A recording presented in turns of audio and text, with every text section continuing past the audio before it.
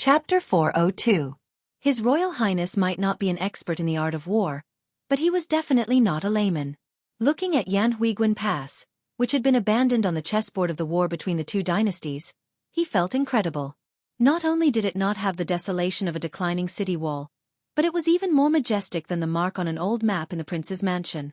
He roughly calculated from a distance. It was obvious that the square city had been rebuilt. The city had expanded from 6 to 9 miles. The city walls were made of rammed earth and bricks. There were battlements outside the city, and there were countless horse-stopping walls covered with bricks. Even the commanding platform had been erected. It looked like a miniature fishing platform. Su Fengnian, who did not intend to enter the city, immediately recommended himself after looking at the city wall of Yanhuiguan Pass from afar. He followed Lu Nerong, Gong Sun Yang, and the 3 young men from the Fish Dragon gang into the city. Since there were no city guards, there was no need for any guide. Su Fengnian walked into the city and subconsciously narrowed his eyes. The first thing he did was not look at the people coming and going, but at the Barbican, which was not built outside the city but inside the city, according to the old military book. The Barbican would be built outside the city. Moreover, the inner Barbican of Yanhuiguan Pass had holes dug in the city wall for soldiers to hide. Su Fengnian had heard Li Yishan and Su Xiao talk about military affairs at the strategic level. They occasionally mentioned the improvement of the Barbican, so there was the idea of setting up the Barbican to hide soldiers. However, the inner Barbican was mostly used as a defensive posture for big cities. Yanhuiguan Pass, which was sandwiched between the two dynasties, could withstand the ravages of thousands of iron cavalry even if it had to defend desperately. Without anyone to rely on in the barren desert, isolated and without help, Yanhuiguan was a piece of chicken rib that could not be tasted good no matter how much seasoning was added. To actually spend so much money and effort, what was the intention of the mastermind behind this? Su Fengnian suddenly had an impulse to pull out this nail. Gong Sun Yang, who had been exiled in Beimang when he was a teenager, showed a strong sense of nostalgia. Gong Sun Yang took 2 steps forward, as if he was taking the initiative to collide with 2 children at the same time. The 2 children, who looked 6 or 7 years old but were actually 3 or 4 years older, did not fall. They slid past Gong Sun Yang like swimming fish. Seeing Lu Nerong's surprise, Gong Sun Yang chuckled and said, "It's just a few taels of silver. This is called paying respect to a stake in the mountains at the border. It's a common thing. If you don't pay, these children have a lot of local gangsters behind them, which is tantamount to slapping them in the face. You can't avoid being blackmailed by a large group of people. But you can't pay too much. Few fools carry too much money when they go out. Once you become a fat sheep to be slaughtered, it will be more troublesome." Following the direction of Gong Sun Yang's hidden gaze, Lu Nerong really saw a middle-aged man with a ruffian aura at the corner of the street. He took the money bag from a child and weighed it in his hand. When he met Lu Nerong's eyes, the face of the man with the hideous tattoos on his arm didn't change at all. Instead, he impatiently gestured for her to get lost. Lu Nerong did not know whether to laugh or cry. She whispered to Gong Sun Yang, "In Yanhuiguan Pass, are all thieves so bold?" Gong Sun Yang, who was limping, smiled and said, "Here, officials and soldiers are all rats crossing the street. Thieves and bandits are the bosses." Gong Sun Yang hesitated and said, "Miss, we can't stay here for long. Last time at Tuma Pass, the old man thought he was going to die. He did not want the horn bow that had accompanied him for most of his life to be drawn, so he broke the bowstring himself. The bowstring is specially made, and the material can only be found at the border. The shop is not easy to find." Lu Nerong nodded and said, "It's not a problem. Uncle Gong's son can go find the string. Let's arrange to meet at the city gate in 2 hours. Is that okay?" Gong Sun Yang thought for a moment and said, "Miss, remember not to enter the shops with little business. Most of these shops have big backers to be able to take root in Yanhuiguan Pass. They make a lot of money and are not easy to deal with. Also, buying things in a place like Yanhuiguan was naturally a lot more expensive than buying things in other places. This money should not be distressed. The more you haggled, the more those shrewd merchants would sell things at a higher price. They would not feel any pain even if they shouted the price to the heavens. Also, in Yanhuiguan Pass, although you have to endure when you encounter big things, you must not lower your head and show your cowardice. At the border, where people rely on their fists to make a living, it is easy to attract flies that bully the weak and fear the strong. These people have noses better than dogs and eyes sharper than eagles. Lu Narong remembered all of this in her heart. Before Gong Sun Yong left, he added, "If you don't see me in 2 hours, don't wait." Lu Narong was just about to speak, but Gong Sun Yong waved his hand and left without saying a word. After hearing the warning, the young men of the Fish Dragon Gang, who were not afraid of tigers, immediately shrank back, which made Lu Narong angry. Only Su Fengnian stood beside her calmly. He had the potential to attract flies, which had attracted the interest of the woman with the mink forehead, and also the ability to frighten some snakes and rats. After all, a young master who dared to enter Yanhuiguan Pass was not a weak scholar.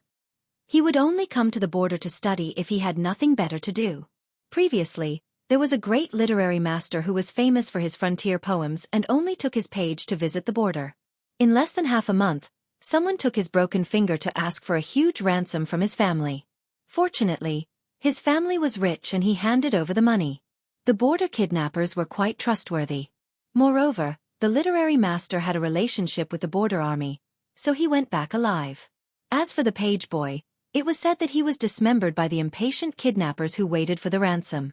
At the real border, the folk customs were extremely simple and plain. As Lu Narong, Su Fengnian, and the others walked, a woman wearing skimpy clothes walked towards them.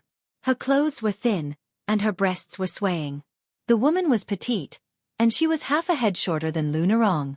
However, when a burly man bumped into her chest, she quickly kicked him in the groin. She lifted her leg and retracted it in one breath. She didn't even look at the man who was 3 times her weight but was rolling on the ground. She probably despised him for being noisy, so she turned around and kicked the hairy man in the chest. Her embroidered shoe directly stepped into the pitiful man's chest. The woman's expression didn't change as she lifted her foot up, and blood dripped down endlessly. Some cheered loudly, some ridiculed, but there was no one who spoke up for justice when they saw a murder case. When the woman saw Su Fengnian, she smiled charmingly. When the two brushed past each other, she slapped Su Fengnian's butt loudly. The 3 people from the fish dragons behind Su Fengnian were stunned. Lu Narong turned her head and looked at the woman who didn't forget to look back at Su Fengnian. Then she looked at the man surnamed Su who was walking straight ahead. As if sensing Lu Narong's resentment, Su Fengnian said helplessly, "What? Do you want me to shout molestation? When the time comes, you'll be the only heroine on the whole street. It'll be fun." Lu Narong turned her head and the corners of her mouth curled up. Chapter 403. The 3 members of the Fish Dragon Gang couldn't understand why Su always took all the good things for himself. When they were at Falling Horse Pass, the plump beauty with the mink fur coat almost wanted to snatch this pretty boy.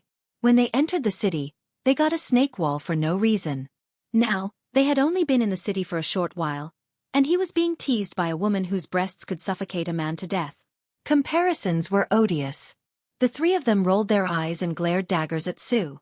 After a while, they were no longer frightened by the notoriety of Yanhui Pass.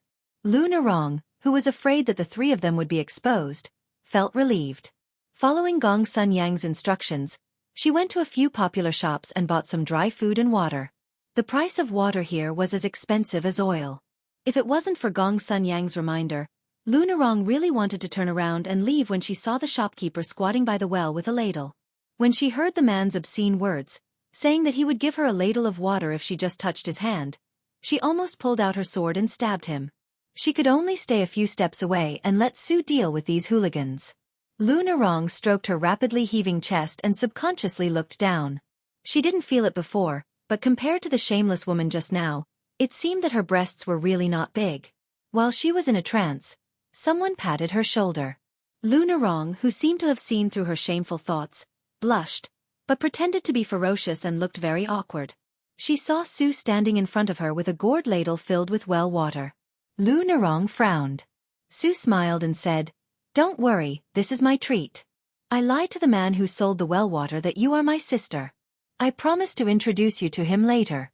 This ladle of water was originally sold to strangers for 3 taels of silver, but now it's only half a string of money. Anyway, I'm borrowing your favor, so there's no need to feel guilty about drinking it, right? Lu Narong hesitated for a moment and squeezed out a smile. "Forget it, I'll just put it in the water bag." Su Fengnian looked at the young woman whose lips were so dry that they were bleeding. He was angry and amused at the same time. "I said it was for you to drink. I took advantage of your favor because I was a rascal." Why are you learning from me? Do you want to drink it? If you don't want to drink, I'll drink it myself. Lu Narong took the gourd ladle and raised it in the air. Her lips didn't touch the ladle as she slowly poured the cool water from the well into her mouth. She felt a refreshing coolness from head to toe. She stopped to drink it slowly several times until there was still half of it left. The man surnamed Su saw that she was in a difficult position and took the ladle without saying anything else. He raised his head and gulped it down. He patted his belly and turned around to return the gourd ladle in satisfaction. He didn't forget to whisper a few words to the shifty-eyed well-keeper. Lu Narong clearly knew that the two of them were destined to have nothing good to say, but she couldn't get angry. She secretly scolded herself, "Lu Narong, where is your backbone? Is it only worth half a ladle of water?" The three young men from the fish dragons were carrying more than 20 water bags, a large bag of dry food, and cooked food such as sauced beef. Su Fengnian was empty-handed, except for the spring thunder hanging on his waist. It was inevitable that he would be glared at again. He walked beside Lu Narong and said with a smile, "You don't know how expensive oil and salt are until you're in charge of the family. Just buying water cost you more than 80 taels of silver. How do you feel?" Lu Narong used her finger to moisten the corners of her dry lips and didn't say anything. When they approached the city gate, there was still some time left before the 2 hours agreed with Gong Sun Yang. Su Fengnian suddenly stopped and said, "I may have to stay in Yanhui Pass for a day or two, but I definitely won't delay the business in Yanhui City. I won't see Miss Lu out of the city." Lu Narong looked sideways at Su Fengnian and calmly asked, "If anything happens, who can I find to reason with? How can I go back and see my grandfather? And the 4 coffins that are still on the way to Lingzhou? Will I be qualified to go to the morning hall to burn incense?" Su Fengnian frowned slightly and was thinking about what to say. Lu Narong let out a long breath and said softly, "I've vented my anger. Young Master Su is magnanimous, so don't lower yourself to my level. You just have to be careful." Su Fengnian wanted to say something but stopped. In the end, he just waved his hand and turned to walk back into the city. He came to a tea stall on the outskirts of the Barbican and sat down. The water was simple well water, and the tea leaves were also the dregs of cheap tea leaves. It was not an exaggeration for a familiar face in Yanhui Pass to pay for water, especially for the residents who had taken root. Drinking well water did not cost much, but a bowl of tea would cost half a dozen coins. In the end, it did not matter if the tea was good or bad. To be able to travel thousands of li from Jiangnan or Shishu to Yanhui Pass on the Tea-Horse Ancient Road, even if it was tea dregs that could not be placed in a banquet in the south of the Liang dynasty, it was not cheap. Su Fengnian originally had around 300 taels of silver on him. Later, he took advantage of the burning house and plundered around 200 taels of silver in banknotes. He could still afford to drink a few bowls of tea. He quietly waited for the boiling tea to warm up and took a sip. Looking at the barbican that did not fit into the military system of the two dynasties, Su Fengnian's brows were gloomy. Along the way, he even squatted in a corner for half a day. He noticed that the drainage troughs made of bricks on the inner walls were meticulously built. They were built like this and they were maintained like this. Slowly retracting his gaze, Su Fengnian prepared to walk around the city 2 more times later. Besides, after arriving at this quiet Yanhuiguan Pass where the frost-heavy drum was, if he continued to head north, he would truly arrive at Beimang. The owner of the tavern was a middle-aged man. Looking at Su Fengnian's appearance, he did not seem to be lacking in money, so he shamelessly mentioned how authentic his braised beef was. Su Fengnian agreed with a smile. As the sun set in the west, wild geese from the south flew overhead. A plate of steaming roast meat was placed on the table. Su Fengnian picked up a piece with his chopsticks. Unsurprisingly, it was wild beef from the local area. Of course, it was not as delicious as yellow beef. However, the tavern owner, who was selling tea and cooking ladles, was somewhat quick-witted. He took a type of vegetable that was known as everlasting spring, and marinated it in the roast meat. It was better than any other spices. This large plate of roast beef looked extraordinary, and its taste was also mouth-watering. Su Fengnian simply asked the tavern owner to replace the tea with wine, and then asked him to go to the stall next door that sold pancakes to buy 2 large pieces. This meal was very comfortable. Su Fengnian raised his head and saw a travel-worn old scholar. He was short and carried a large bamboo bookcase that was seriously disproportionate to his body size. His figure could be considered vigorous. When he smelled the aroma of the wine, pancakes and beef, his appetite was aroused. He sat down heavily, took off the bookcase, and casually placed it at his feet. He rubbed his shoulders and waved to the tavern owner, saying, "Please give me the same meal as this young master." The tavern owner's ability to judge people was already practiced to the point of perfection. Although he was unhappy, he did not move his feet, which could be considered as saving the old scholar's face by not directly asking if he had brought enough money. The old scholar did not mind. He took out a cotton money pouch, dipped his finger in his saliva, and took out some silver and copper coins. He divided them into 2 piles and pushed one pile toward the tavern owner. The latter made mistakes when judging people, but when it came to money, his eyes were sharp and golden. He wiped the money on the table and put the silver and copper coins into his sleeves. His face was full of smiles, and he hurriedly took out some wine and shouted for the stall next door to bring 2 pancakes over, saying that he owed the tavern owner money first. Then, he busied himself with the braised beef.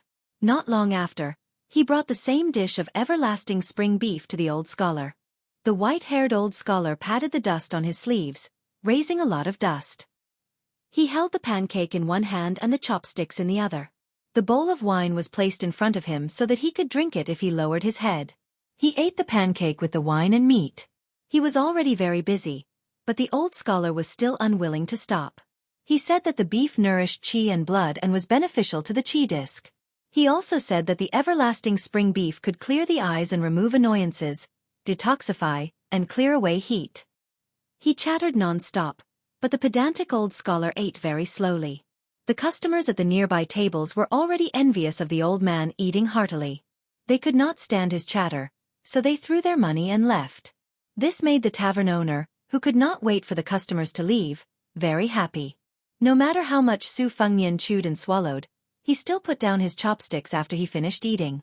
He asked the owner of the tea house, "Is there a shop in the city that makes bows? It's best if it's an old shop." Yan Huiguan was only so big, and the owner of the tea house had lived here for 5 or 6 years. He could walk down with his eyes closed. He rewarded himself with half a bowl of wine and replied with a smile, "There is, why not? It's just 2 streets away." The old man's surname is Zhang, and the bao is long. He casually takes out a bao embryo from his shop and can make people jealous. It has been passed down from generation to generation, and the craftsmanship has been passed down for more than 10 generations.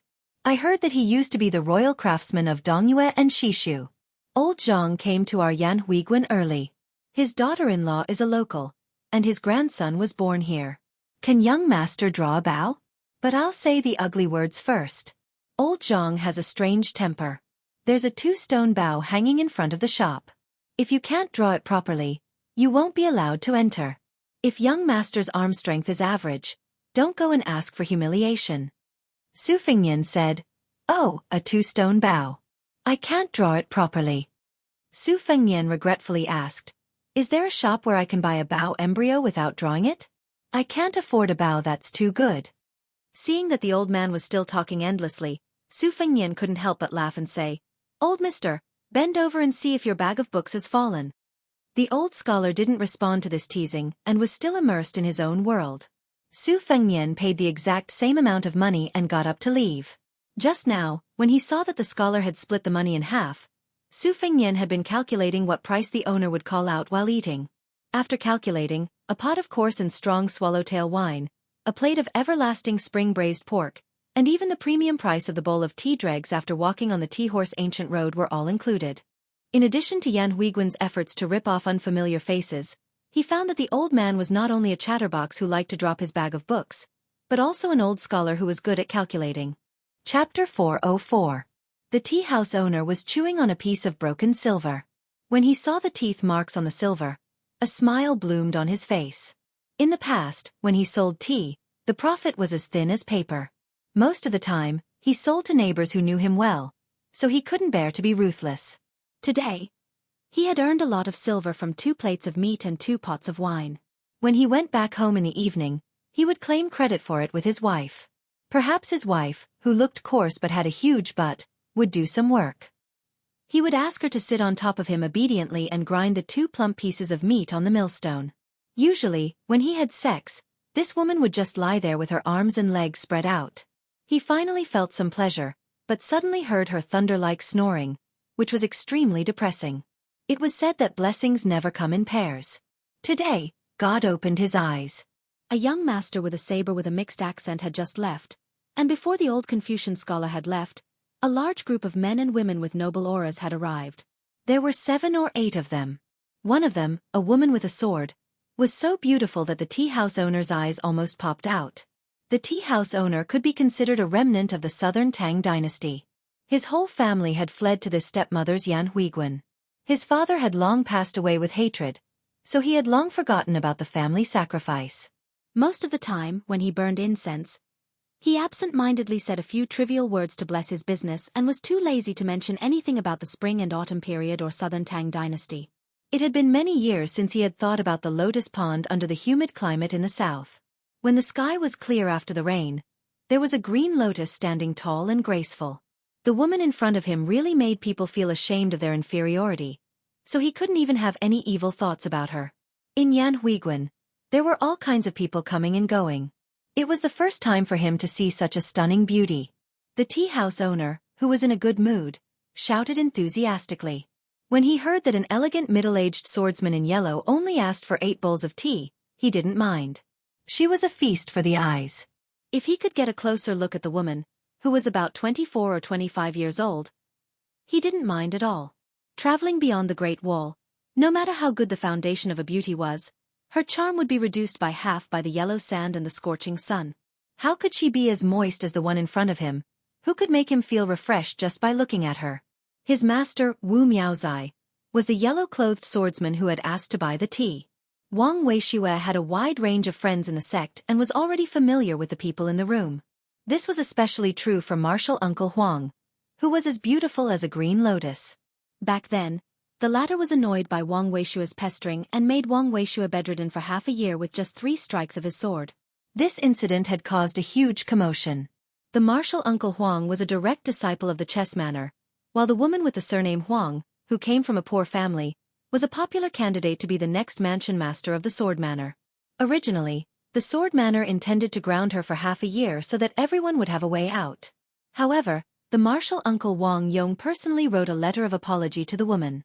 After that, Wang Weishue jumped out of bed and didn't hold a grudge. Instead, his relationship with martial uncle Huang had improved slightly. Wang Weishue, who was known for his extravagance, didn't speak to his master. Instead, he looked at a muscular woman with dark skin and said with a smile, "Martial Uncle Zhu, my master is stingy and stingy. Why don't we order a portion of braised beef and make them drool?" The woman had a coarse appearance to begin with. Next to the woman in a green dress and embroidered shoes, who had her hair tied up with a red sandalwood hairpin, she looked even uglier. Furthermore, the name Zhu sounded like sarcasm. Fortunately, the dark-skinned woman's breadth of mind wasn't inferior to men. She waved her hand and said, "As long as it's your treat, martial uncle won't say anything." Wu Miaozai laughed heartily and said, "Don't worry about scarcity, but worry about uneven distribution. You're a disciple who favors outsiders. We won't make you poor. Other than your martial uncle Huang, treat each of us to a plate of braised beef." "Boss, is there enough beef?" The tea house owner didn't give these fat sheep a chance to go back on their word. He ran to the back to chop the beef and shouted as he ran, "There's enough." Wang Weishue glanced at the old scholar sitting in the corner. He retracted his gaze and said softly, "I spent money to buy information at Yanmen Pass. The Bailiang people who came from Tumbling Horse Pass are all from the Fish Dragon Gang in Lingzhou. They're a small gang with at most 200 to 300 people. The gang leader's surname is Lu. The one who led the way this time, Lu Narong, is the granddaughter of the gang leader. There's nothing suspicious about this group of people. They definitely don't know old Gu Tu. However, there's a young man with a saber in the Fish Dragon Gang. He's a little strange. According to the senior brothers, after they came back, they saw a genuine legend of Gong Yang on the ground. At that time, what I saw was old Gu Tu escaping with the Qingfu sword cannon on the cover of the Legend of Gong Yang. The man with the saber chased after him and said that he wanted to acknowledge a master. After that, he said that he didn't know what happened. I deliberately threw a piece of snake wall to this guy. I hope that more people will talk and make this guy reveal himself. The yellow-clothed Wu Miaozai had an elegant appearance. He was a man with a beautiful beard. When a man reached 40 years old, as long as he had a temperament, he would be a real flower. Mature women were more picky than little girls. This was the only thing that they liked. He twirled his beard with 2 fingers and said with a smile, "A shrimp crossing the river can't even take care of himself. We don't need to be distracted. This Qingfu sword cannon, from the Wu family's sword tomb, is extremely precious." However, what makes our chess and sword music school even more curious is that other than this top-notch sword riding classic, there are 3 or 4 other secret manuals that entered the border at almost the same time. If the mastermind wants to do this, it will be interesting. Westlake Shitty, what do you think? The man who was as thin as a monkey but dressed in luxurious brocade clothes looked completely different from Wu Miaozai. He held an iron rui in his hand, but his eyes were clear and cold. He had a kind of dignity that could only be felt without being angry. He smiled slowly and said, "East deity Shixiang, you are blind. With my one-track mind, I can only find that guy surnamed Song and kill him with the iron rui." Chapter 405. The rest of the disciples smiled knowingly. It was true that Shihu's disciple was straightforward, but playing chess was like being a human being. Every time he placed a chess piece, he would strike at the heart of others. He definitely could not be underestimated. The 3 mansions of the chess and sword music school were able to be harmonious on the outside because of Shihu and E. Dendrobium, who were both boorish and meticulous at the same time. Furthermore, the most enviable thing about the chess and sword music school was that there were no less than 20 pairs of immortal couples in the school. They either lived in seclusion in the manor and practiced their swordsmanship all year round, or they walked the pugilistic world hand in hand. They helped each other in times of need, but they did not forget each other in the pugilistic world. To the chess and sword music school, a Qingfu sword code was not a big deal. It was also not something that they would beat their chest and stamp their feet if they could not find it. Otherwise, they would not have only sent Wu Miaozai's generation of elites out of the manor. Instead, they deliberately let Wang Weishue and the rest of the juniors come to the border to gain experience. To read thousands of books and travel thousands of miles, in addition to the chess and sword music school's unique million chess pieces, was the school's purpose. Wu Miaozai alone might not be able to subdue old Gu of the Devil Path, but together with the other 2 disciples, it was enough to trap him to death. Therefore, if an elder of a higher generation in the manor came out, such as Wu Miaozai's master, Yi Shanlu, whose name was Fisherman's father, his swordsmanship was as decisive as the wind of chess. As long as he was seen, the demon surnamed Song, who was lucky enough to obtain the Qingfu sword code, would not be able to escape. Wang Weishue had been secretly sizing up the sword manor's martial uncle Huang, who was drinking tea. Wang Weishue was born in the 1st class of the dynasty, so he had seen all kinds of beauties. There was no doubt that this elder's beauty was beautiful, but what really moved him was her rough circumstances. She was born in an inconspicuous family in the Dragon's Waste province.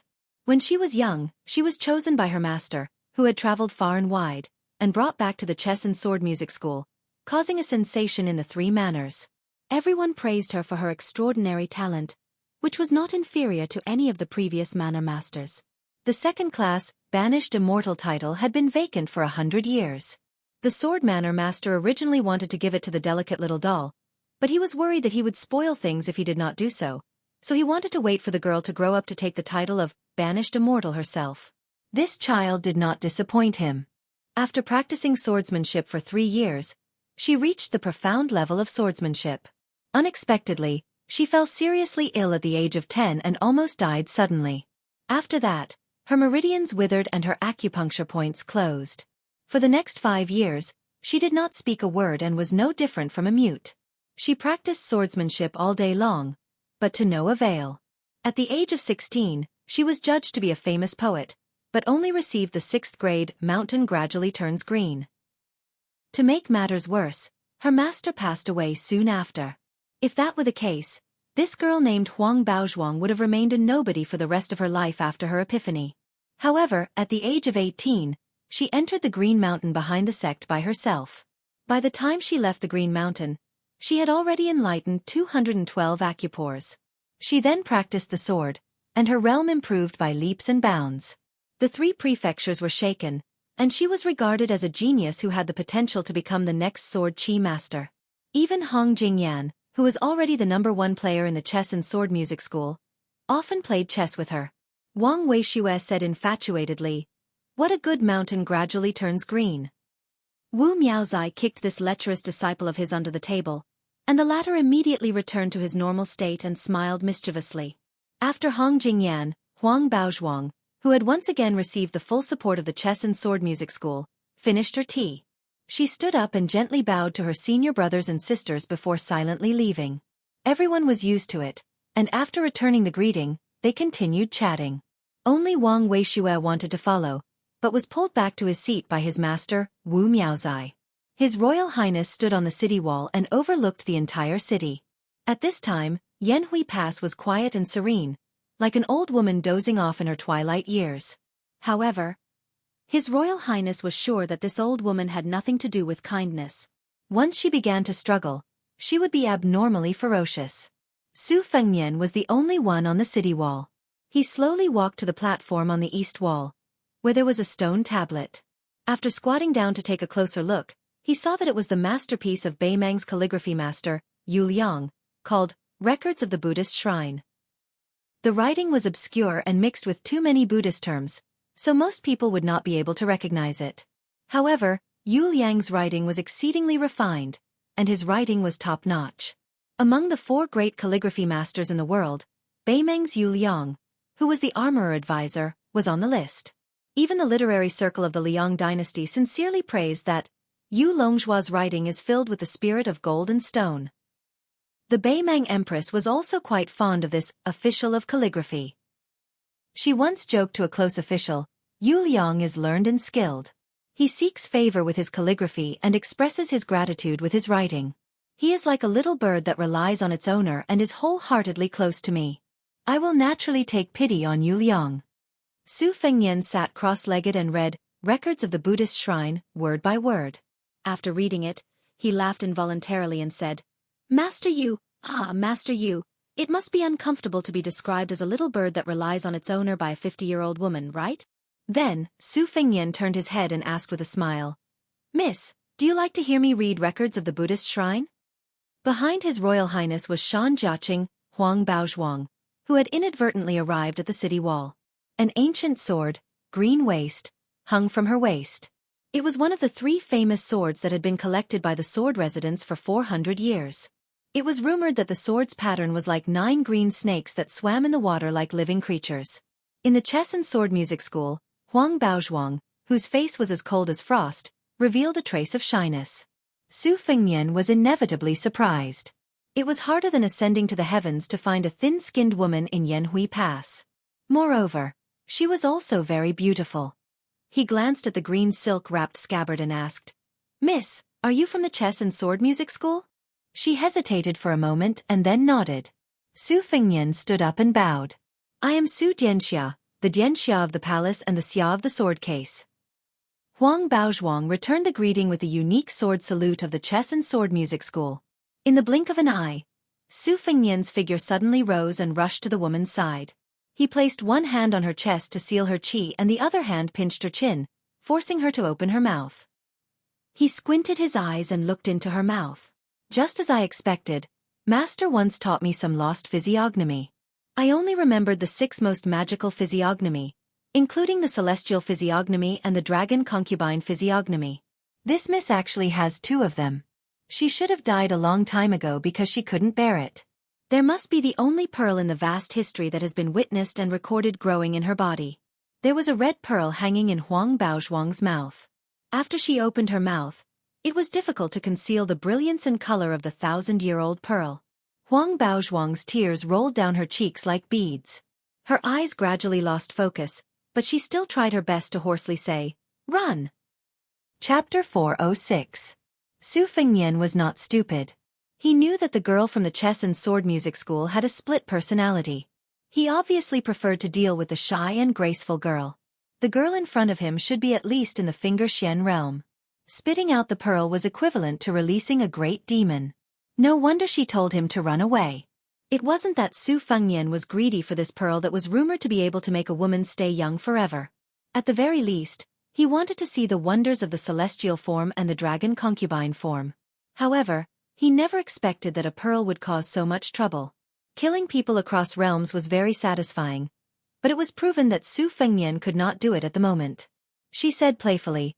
Promising not to kill doesn't mean you can live happily. But you do have some skills. You can withstand a flick of the finger. You should have drawn your sword and killed him from the beginning. You wouldn't be in such a sorry state. Why did you hesitate? It's stupid to have tender feelings for the fairer sex. You've practiced your sword to the point of being deliberate. This is the same as Li Chungang, who sealed his sword after reaching the Finger Xian realm. Yes, you have the embryonic form of Li Chuangong's sword Qi Rolling Dragon Wall in the Western Shu Imperial Palace. What's your relationship with this old man? Tell me. If I'm happy, I'll teach you some good things that are not inferior to the two-sleeved green snake. Su Fengnian held the spring thunder superfluously. The girl stood on the city wall with her hands behind her back. Her red and purple eyes were very scary. She smiled condescendingly and said, "Oh, it seems that this old man really has a place in your heart. You're even willing to risk your life to protect him? What's so great about him? He just entered the Vajra realm at the age of 16 and the Finger Xian realm at the age of 19. That's about the same as me. Besides, he only reached the celestial phenomenon realm at the age of 24, which is later than me. What a joke. I think it's only your Liang dynasty that doesn't have a true master. Oh, Wang Xianji is one." Su Fengnian, who had been silent all this time, finally opened his mouth. He spat out the blood that had already surged to his throat. It was not that he wanted to be a mute, but he really could not speak. He could only make a few words with his mouth. She stretched out a finger, and the pearl twirled around it. She smiled and said, "Oh, you mean go and f*ck your mother." After she finished speaking, Su Fengnian's sleeves fluttered. After he closed his mouth again, the blood flowing from the corner of his mouth became even thicker.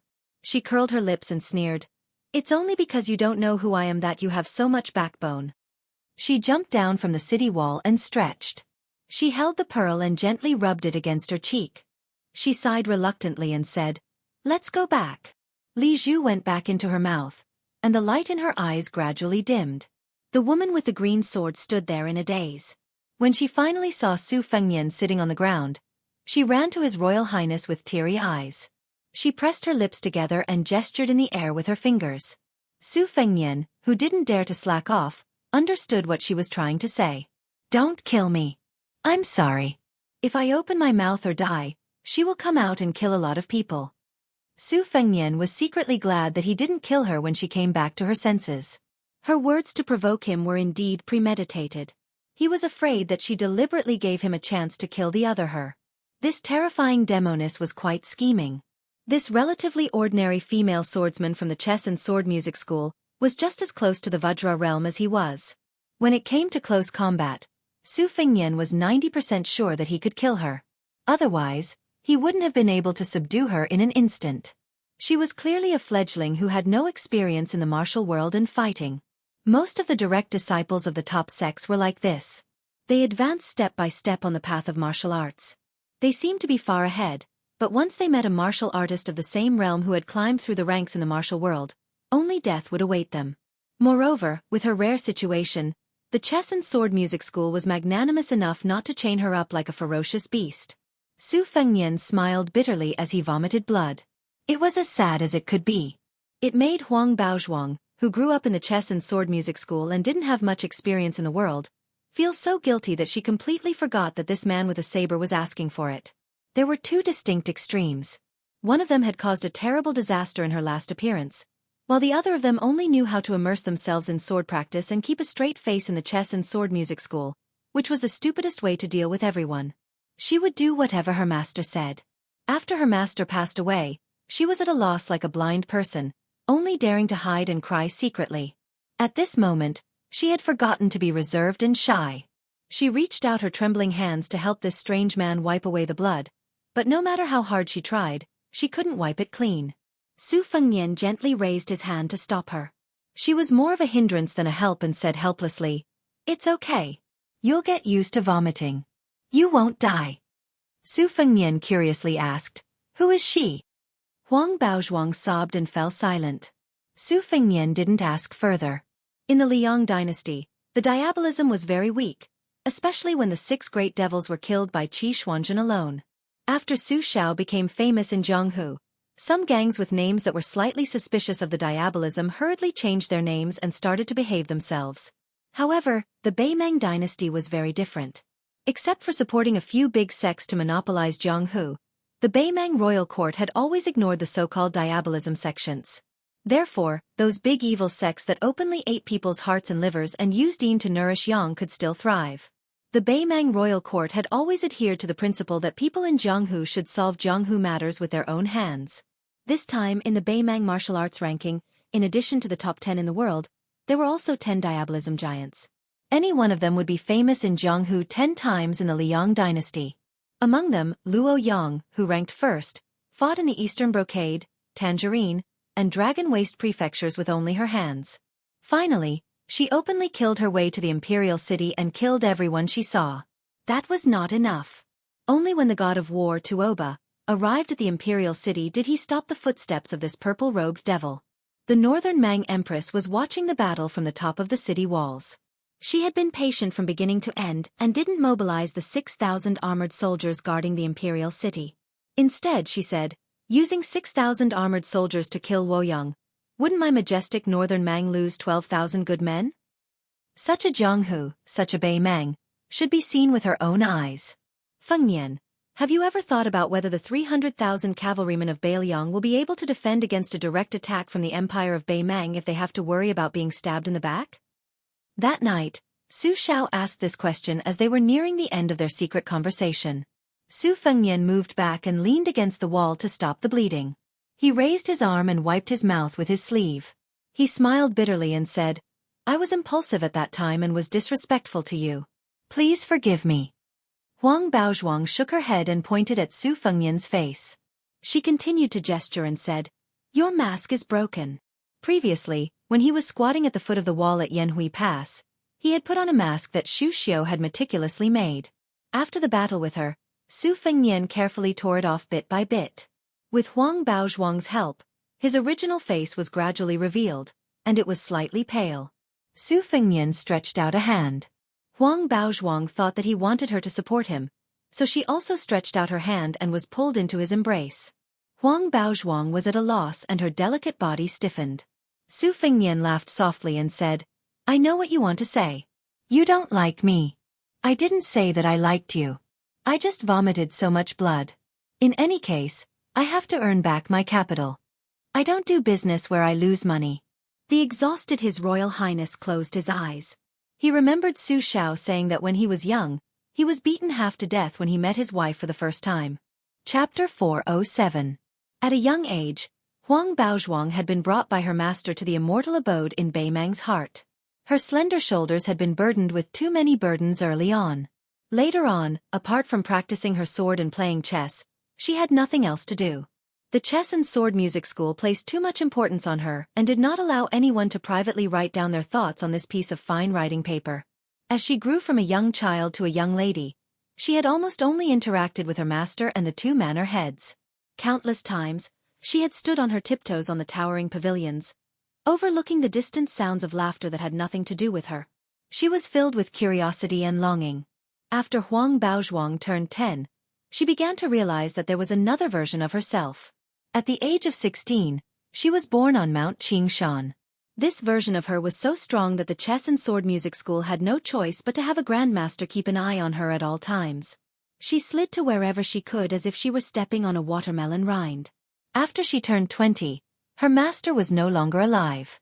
Other than the Grandmaster Bronzeman, only senior martial brother Hong would come to play chess with her from time to time. Both of them were terrible chess players.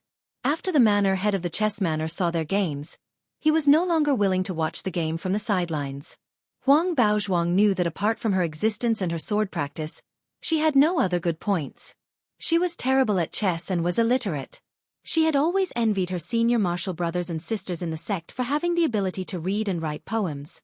Before they entered Yanmen Pass, senior martial brother Wu Miaozai of the East Deity sect had made a bet with senior martial brother Shihu of the West Deity sect to see who would be able to read records of the Buddhist shrine word for word. As a result, when she ascended the city wall and saw his back, she heard him recite it so easily. Her master, the two manor heads, the Grandmaster Bronzeman, and senior martial brother Hong. Including her, there were a total of 6 people. However, if His Royal Highness knew that he was only ranked third from the bottom in terms of number of people, he would definitely feel that this kind of erudition was too insincere. Seeing that there was no one around, Su Fengnian took out a stack of thin masks from his bosom. He carefully peeled off one of the masks and pasted it on his face. Huang Baozhuang didn't hide her astonishment at all. Even though it looked like he was just slapping a mask on his face, it was actually a meticulous work that wasn't inferior to embroidery. Su Fengnian's essence, qi, and spirit were severely damaged. He was afraid that he would reveal any flaws.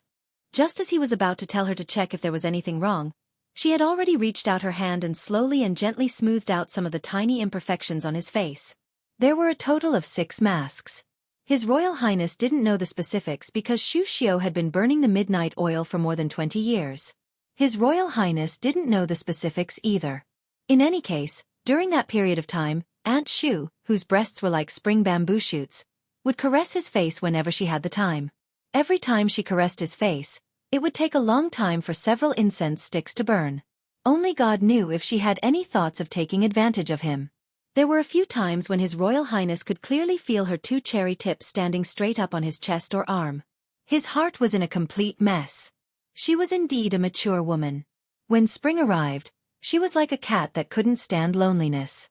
Su Fengnian saw that Huang Baozhuang's eyes were full of interest and amazement when she was helping him.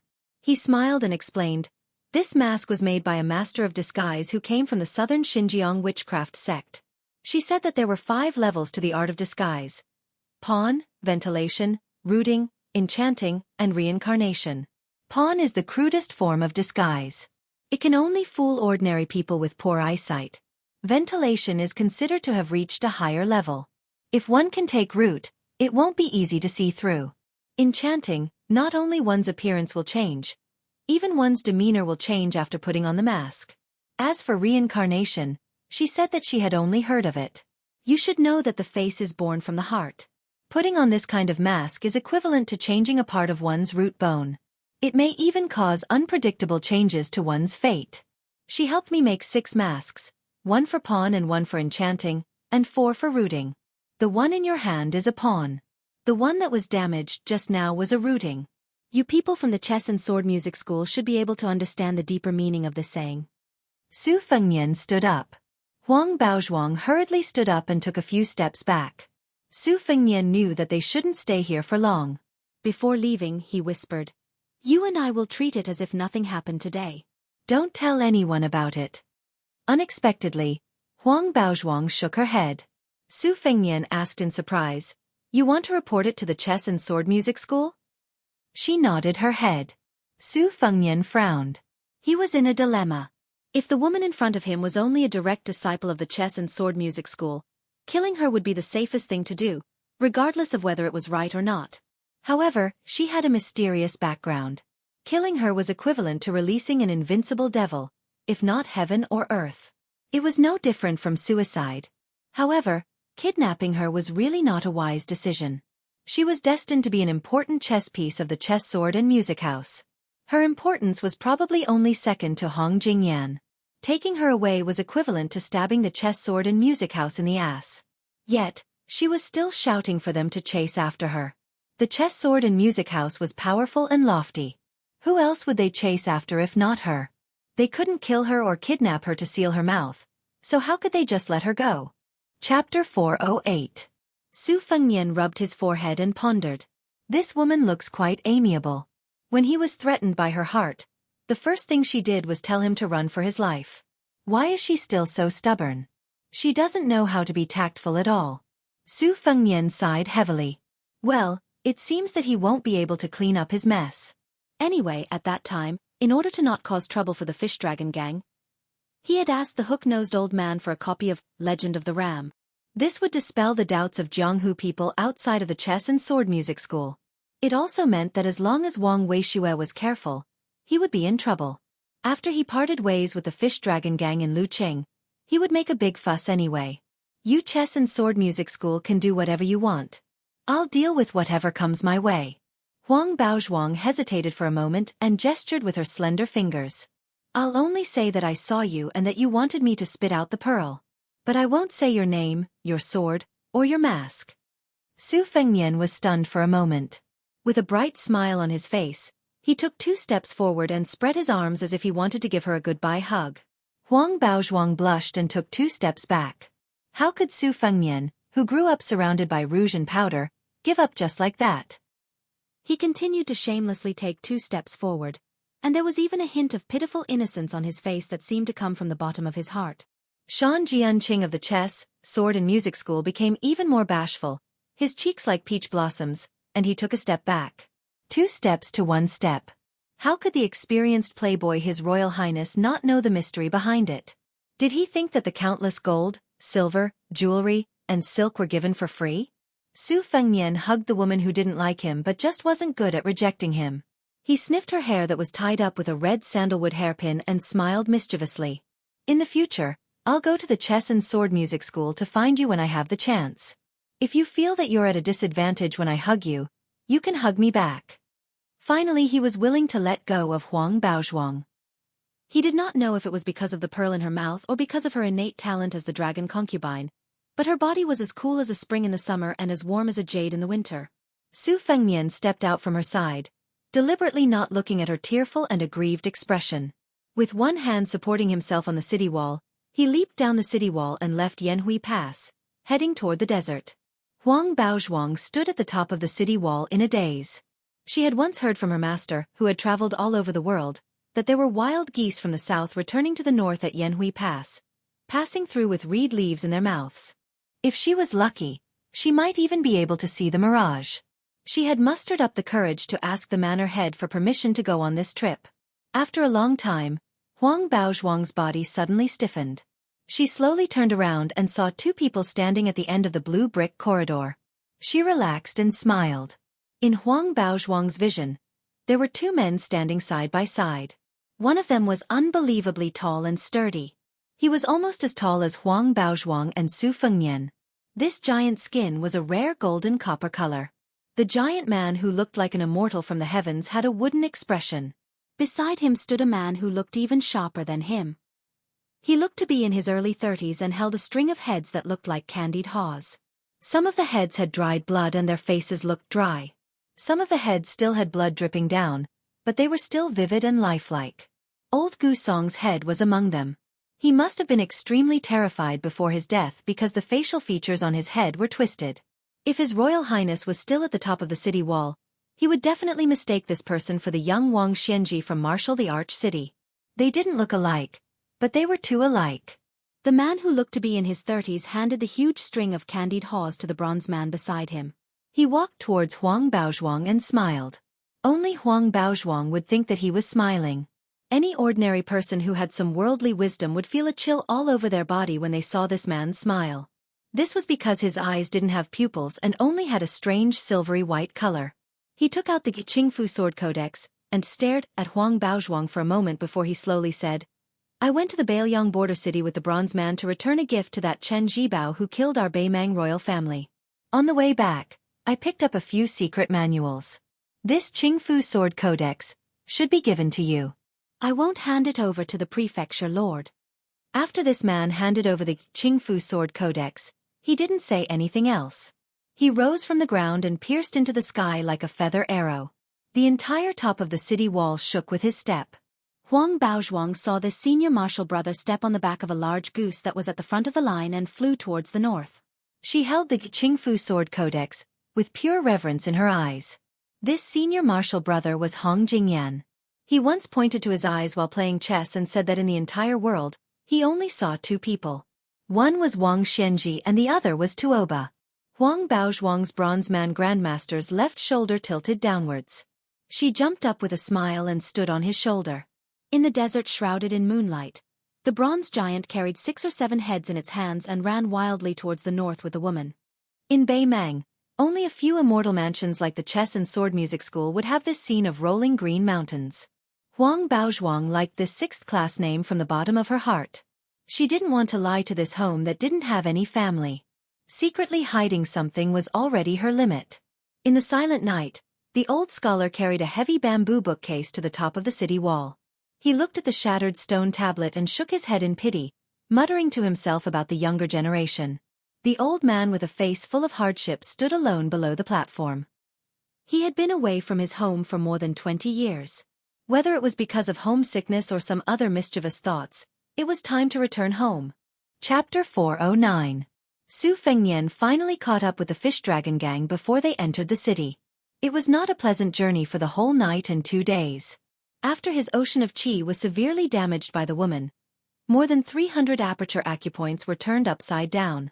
Later, he found that she had implanted a lot of external qi as sharp as sword qi. It was extremely difficult to peel off the cocoon. In order not to delay the cultivation of the sword, Su Fengnian almost went crazy after removing those disgusting and impure qi. It was like looking for a few ants and cicadas in the huge Yanhui Pass. It was extremely difficult.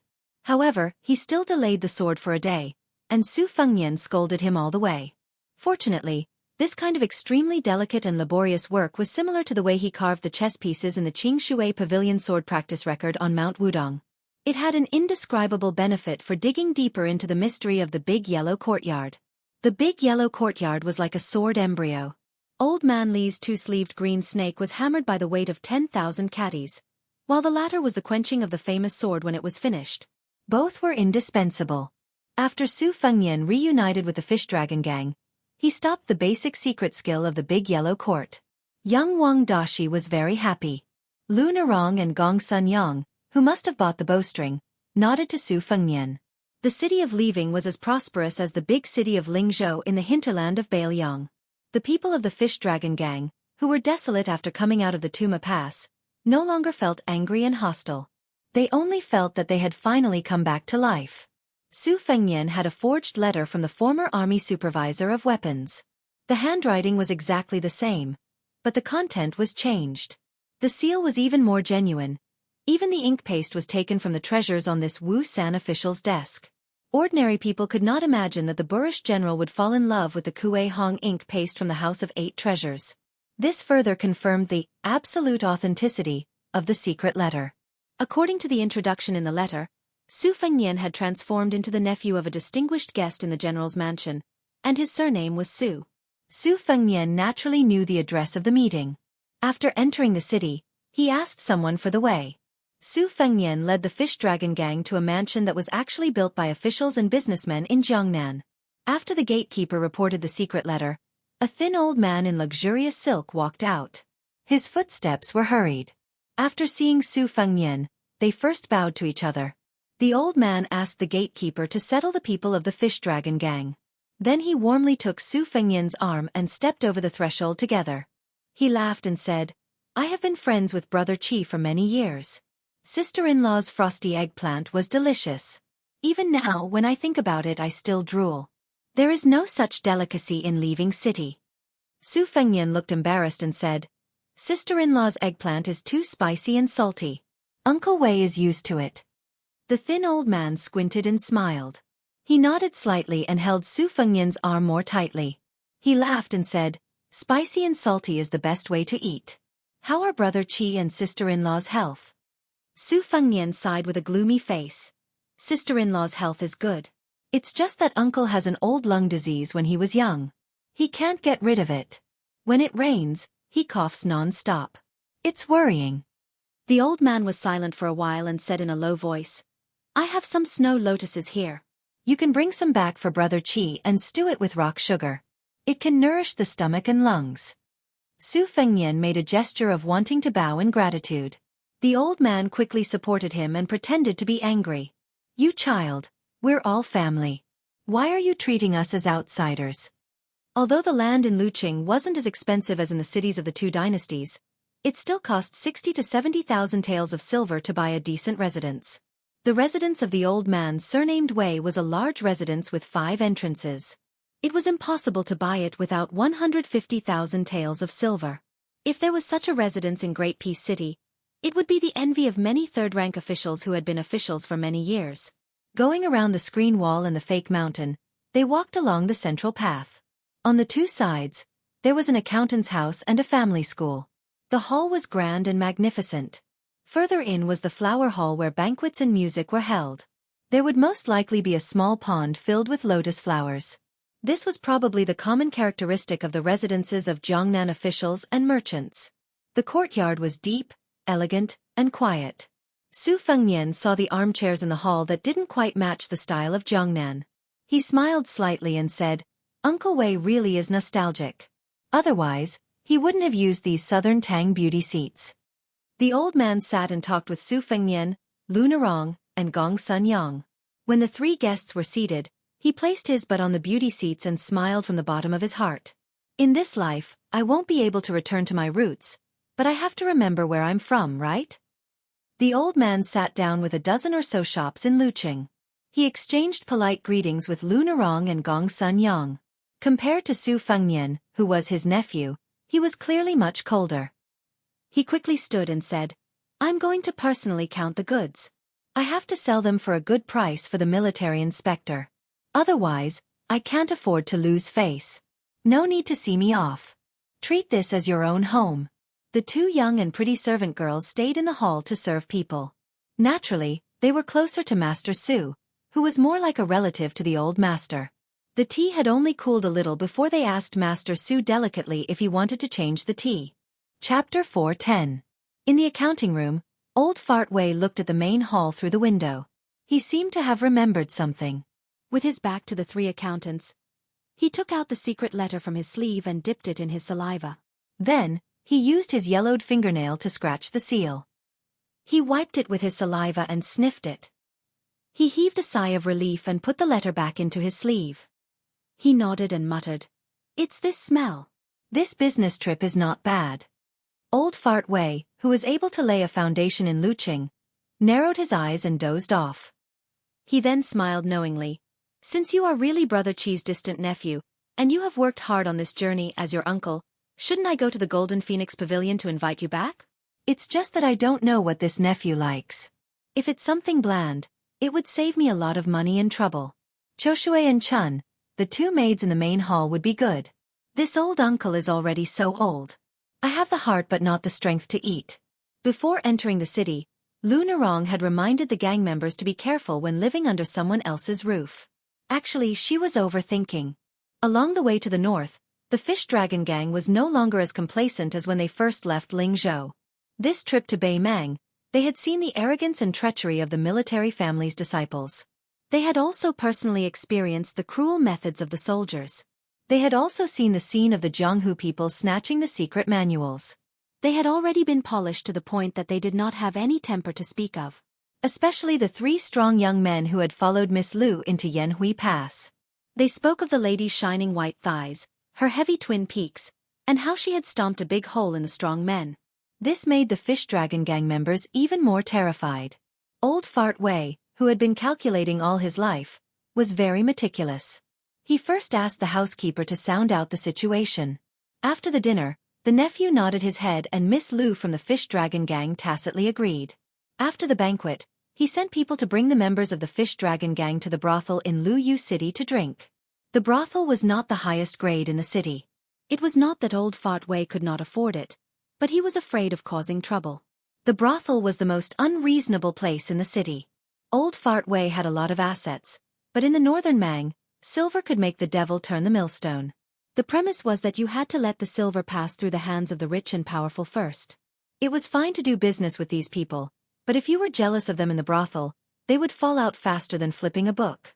Old Fart Wei did not want to get into trouble just because of his relationship with the weapons supervisor house. The Wei residents intentionally or unintentionally arranged for Lu Narong and Su Fengnian to stay in the room at the back of the flower hall, separated from the rest of the Fish Dragon Gang. Su Fengnian's bath and change of clothes were taken care of by two delicate and pretty maids. His Royal Highness did not blush with shame, but the two maids who had never done such things before were extremely embarrassed. After changing into a fresh set of clothes, Su Fengnian walked out of the room and knocked on the door next door. Lu Narong opened the door and remained silent. She sat by the window and looked at the pool. The cool breeze brushed past her face. Compared to the previous trip to the desert, it was like being in a fairyland. Su Fengnian picked up a pear and took a bite. He asked, "Are you still angry about the Fish Dragon Gang going to the brothel?" Lu Narong glared fiercely at this bastard who said that going to the brothel was as normal as eating. Su Fengnian smiled and said, "Fortunately, I am not a member of the Fish Dragon Gang. Otherwise, I would be angered to death by you, the future gang leader. It was not easy for me to survive until I reached Lu City. My eyes are burning with anger. My Miss Lu, of course you don't have any thoughts as a woman, but do you think it is easy for a man? Lu Narong said angrily. Then why don't you do that kind of dirty business?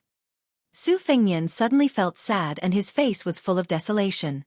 Lu Narong was confused. After looking at each other for a while, she seemed to have discovered an earth-shattering secret.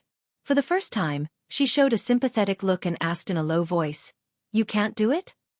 Su Fengnian took a bite of the juicy pear and said angrily, "It's none of your business whether I can do it or not." Lu Narong's expression was very strange, as if she had confirmed that fact. She very considerately changed the topic and asked, "When we reach Lu City, there shouldn't be any problems, right?" Su Fengnian nodded and said, "Generally speaking, with Wei Feng's ability, this transaction is considered a success. When you return to Lingzhou, he will secretly take care of you." Lu Narong said angrily, "Since he has this ability, why didn't he help earlier?" Su Fengnian calmly asked back, "Is he your father or are you his daughter-in-law? Why do you need to spend money and favors to help? Don't tell me that this deal has anything to do with Wei Feng. For an old fox like him who doesn't lack money, if the Fish Dragon Gang doesn't have the ability to send it to Lu Cheng, then they can forget about getting close to him in the future. After all, he is a prominent figure in Luqing. Do you really think that an off-duty weapons supervisor in Lingzhou is a big shot? It's just because of his feelings. If it succeeds, everyone will be happy and get money. If it doesn't, then Wei Feng will just lose some dispensable incense money. When doing business, in the end, other than the goods, you also have to put the person's ability on the scale to calculate the weight. If your Fish Dragon Gang wants to live comfortably, in the end, you still have to work hard. If you become the leading gang in Lingzhou, Wei Feng might have to turn around and curry favor with you." Lu Narong was sad. They looked at each other for a long time without saying anything. She who had been in a trance suddenly followed this guy's line of sight and looked down. Wasn't it her legs? Lu Narong flew into a rage out of humiliation. "Damn rogue, where are you looking?" That guy actually slammed the table confidently, scaring her. He said shamelessly, "Is it against the law?" Chapter 4:11. When the servant girl brought a pot of tea and left, Gong Sunyong gently locked the door and poured a cup of tea. It was a white porcelain cup of light green tea, sparkling and lovely. He picked up the cup but put it down. His feet were poisoned, so he endured the pain and took off his shoes and socks. He was over 40 years old, but he was still standing. Gong Sunyong looked out the window and sighed. He endured the pain and took off his shoes and socks, lost in thought. In his youth, wherever the iron hooves of the Su royal banner passed, not even a blade of grass would grow. With a thunderous momentum, they stormed the western Shu imperial city. When the grievous news of his father's death came, his grandfather wrote a suicide poem and sacrificed himself for the country. It was said that Shi Shu was second only to West Chu. Their suicide poems were the most popular in the 8 kingdoms. Although the old emperor of Shi Shu was mediocre and incompetent at governing, it was precisely because he was such an incapable ruler that when he was taken away by his loyal servants, he passed by the Qingyun street where the officials of Shi Shu gathered. It was filled with the cries of their families after the officials died. Most of the people who fled were like him, young boys and girls. There were very few young men who took off their official robes and mingled with the refugees. Who would have thought that those men who stayed at home, drank all the wine, hung themselves, and slit their throats with swords would have been cursing the emperor in court just a day ago? Perhaps they had just suffered the humiliation of being flogged a month ago? The Gong Sun family of Shi Shu was good at using arrows in rapid succession. Gong Sun Yong reached out to touch the reloaded horn bow on the table. Tears streamed down his face and his lips trembled. There was a knock on the door. Gong Sun Yong quickly wiped away his tears and calmed his mind. He said to wait, put on his shoes and socks, and limped to open the door. Seeing that it was young Master Su, the latter said self-deprecatingly, "I was chased by Miss Lu with a sword, so I could only escape to Senior Gong Sun to avoid disaster." Gong Sun Yong laughed softly and said, "It just so happens that there is a pot of good tea here. It is better to enjoy it together than to enjoy it alone." Su Fengnian closed the door and sat down at the table. He poured himself a cup of tea and drank it in one gulp. Gong Sun Yong moved the horn bow and held the thin porcelain cup with 2 fingers. He slowly drank the cold tea. Su Fengnian reached out to pour the tea. He paused and asked, "There is something I don't know if I should say." Gong Sun Yang's heart sank, but his expression remained the same. "Young Master Su, please speak your mind." After Su Fengnian finished pouring the tea, he stroked the edge of the thin cup with one finger and said calmly, "I have inquired with the local people in Yanhuiguan. There is only one long-established bao shop in the city. The old man surnamed Zhang has a cold temperament. If you can't pull the 2 stone bows at the door, he won't do business with you. Bao Chongzhang. I think it is most likely a fake surname. This shop was easy to find and inquire about." With the strength of Elder Gongsuan's arms, he shouldn't have been stopped at the door. Then, I accidentally learned from Miss Lu that Senior Gong's son only arrived at the city gate after 2 hours. With Senior's feelings for the fish dragons, he wouldn't deliberately leave Miss Lu and the 3 members of the fish dragons in a dangerous place like Yanhui Pass. Then I guess that Senior didn't have much money with him, so he spent more than half an hour bargaining there. But on second thought, it seemed unlikely. With Senior's experience in Jianghu, and he is also a master of continuous arrows, he should know the market price of string silk. So I asked myself, is it because Senior Gong's son and that old man Zhang are old friends? Is it because they are catching up? But I was curious. How close was their relationship that the future leader of the fish dragons had to wait for half an hour at the city gate? Senior Gong's son. Can you tell me? Gong Sun Yang hesitated for a moment. Su Fengnian smiled and said, "Senior, don't worry. Take your time. I just came to drink tea and chat. I can afford to wait." Gong Sun Yang put down the teacup and asked slowly, "Did the military supervisor of weapons and young Master Su set a trap for the fish dragons?" Su Fengnian sneered, "Gong Sun Yang, you are you, and the fish dragons are the fish dragons. At this time, you still want to confuse the public? There is no doubt that the fish dragons have a clean background. Lu Nerong and even Xiao Chong were kept in the dark by you. This deal was facilitated by you. What I want to know now is what information you gave to old man Zhang. Was it the military defense map of Bailiang? Or was it the distribution of the Bailiang army? I think it was a combination of both. That's why you stayed in the bao shop for so long. What kind of big pie did the Northern Mang paint for you? Is it to recover Western Shu in the future? Or is it to destroy the Bailiang cavalry? Or is it to support the Gong Sun family of Western Shu? Gong Sun Yang's expression was complicated. He said, "Since young Master Su still dares to attend the meeting alone, I think it's not wrong. Young Master Su hides his strength and is at least at the second stage. Gong Sun Yang just wants to know how much money young Master Su can earn with the head on my shoulder and the bao shop in Yanhui Pass. How much can he earn?" Chapter 4:12. Su Fengnian glanced at Gong Sun Yang's hands, which were resting on the edge of the table, and said with a smile, "I can even kill Xiao Chong. Killing you, Gong Sun Yang, who has fallen back to 3rd rank, won't be difficult. Besides, how far are we from each other? Even if you manage to raise your horn bow and quiver and pull away enough distance for a string of arrows, do you really think you can escape from the Wei estate? Will Wei Feng let Beimang know that a son of a Bailiang general has come to the city? At that time, not to mention Wei Feng and I, the fish dragons will be the first to die tragically. Loyalty, filial piety, and righteousness don't need to be mentioned. Loyalty and righteousness, to you, Gong Sun Yang, seems to be dispensable." The mild-tempered Gong Sun Yang's face turned ferocious. His 10 fingers grabbed the edge of the table like hooks, but he still didn't make a sound. The table trembled slightly, causing the 2 cups of tea to ripple. The aroma of the tea grew stronger. Su Fengnian stretched out 2 fingers to press down on the thin, white, and translucent teacup.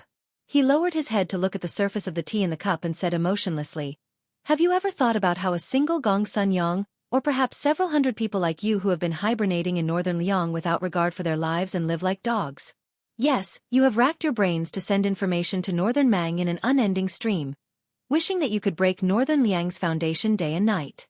But if there really comes a day when Bailiang's 300,000 cavalrymen are all wiped out under Beimang's all-out attack, the entire Bailiang will be filled with smoke, and everyone will be satisfied. But when the North Gate is opened, how many people will die in the old Western Shu, the old Southern Tang, the old Eastern Yu, and the old West Chu? 20 years ago, you were a stray dog. Even as a stray dog these years, you still have a strong sense of righteousness, not hesitating to flirt with the Beimang barbarians for the sake of national enmity. If the Baelyong cavalry really is defeated one day, all the Han people in the world will change into barbarians' clothes. How interesting. Gong Sun Yong, I really admire you survivors of a perished country who remember the righteousness of spring and autumn.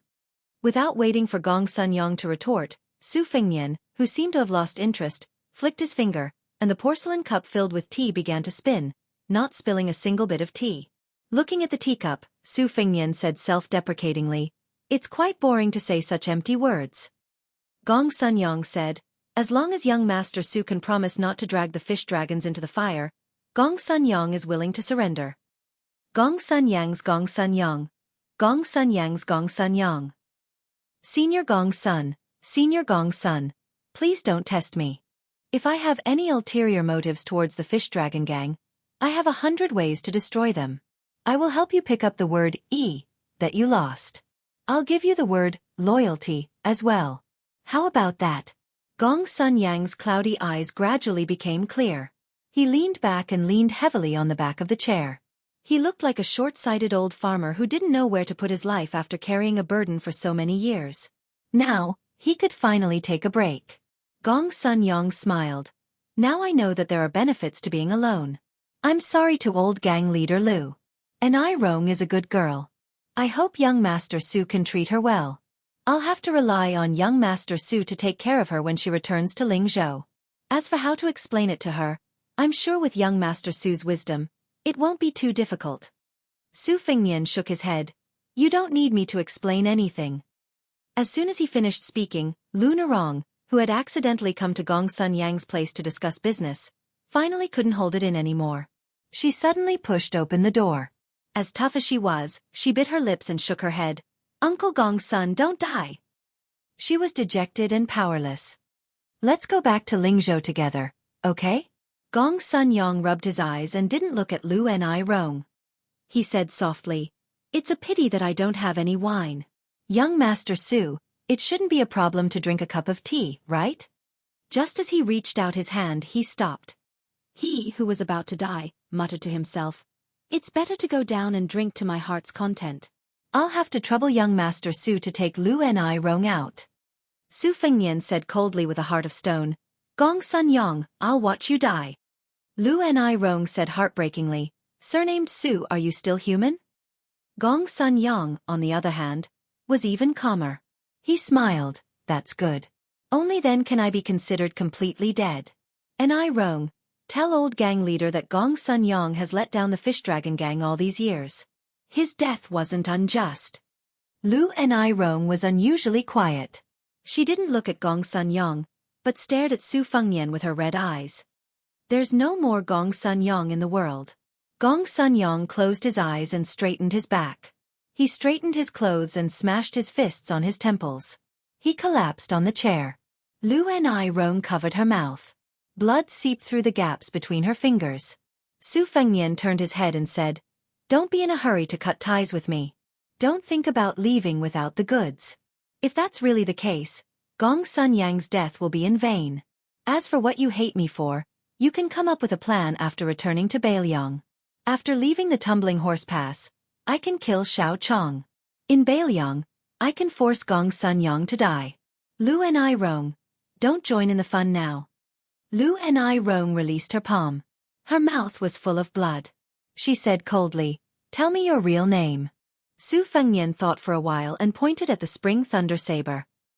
"If I can return to Baelyong alive, you'll know who I am." Lu Ni Rong said firmly, "Xiao Chong didn't betray the fish dragon gang. You killed him." Su Fengnian looked at her for a while. He didn't say anything, but he still nodded. "Good. When I get to Lingzhou, I'll burn incense and worship Buddha. I'll ask Bodhisattva to bless you to return to Baelyong alive."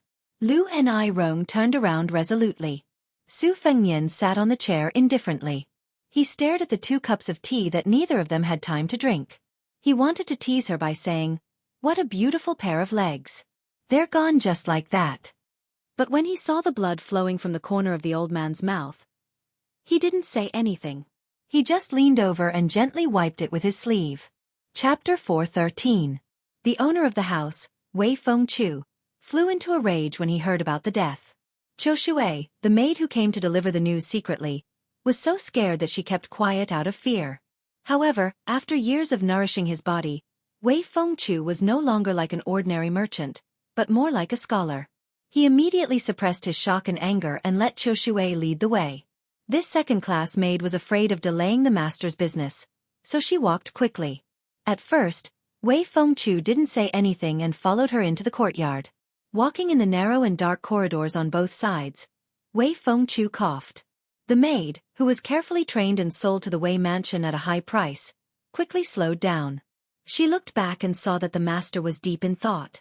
She obediently walked forward with small steps. Wei Fengchu, who had experienced countless storms in the business world, took this time to weigh the pros and cons.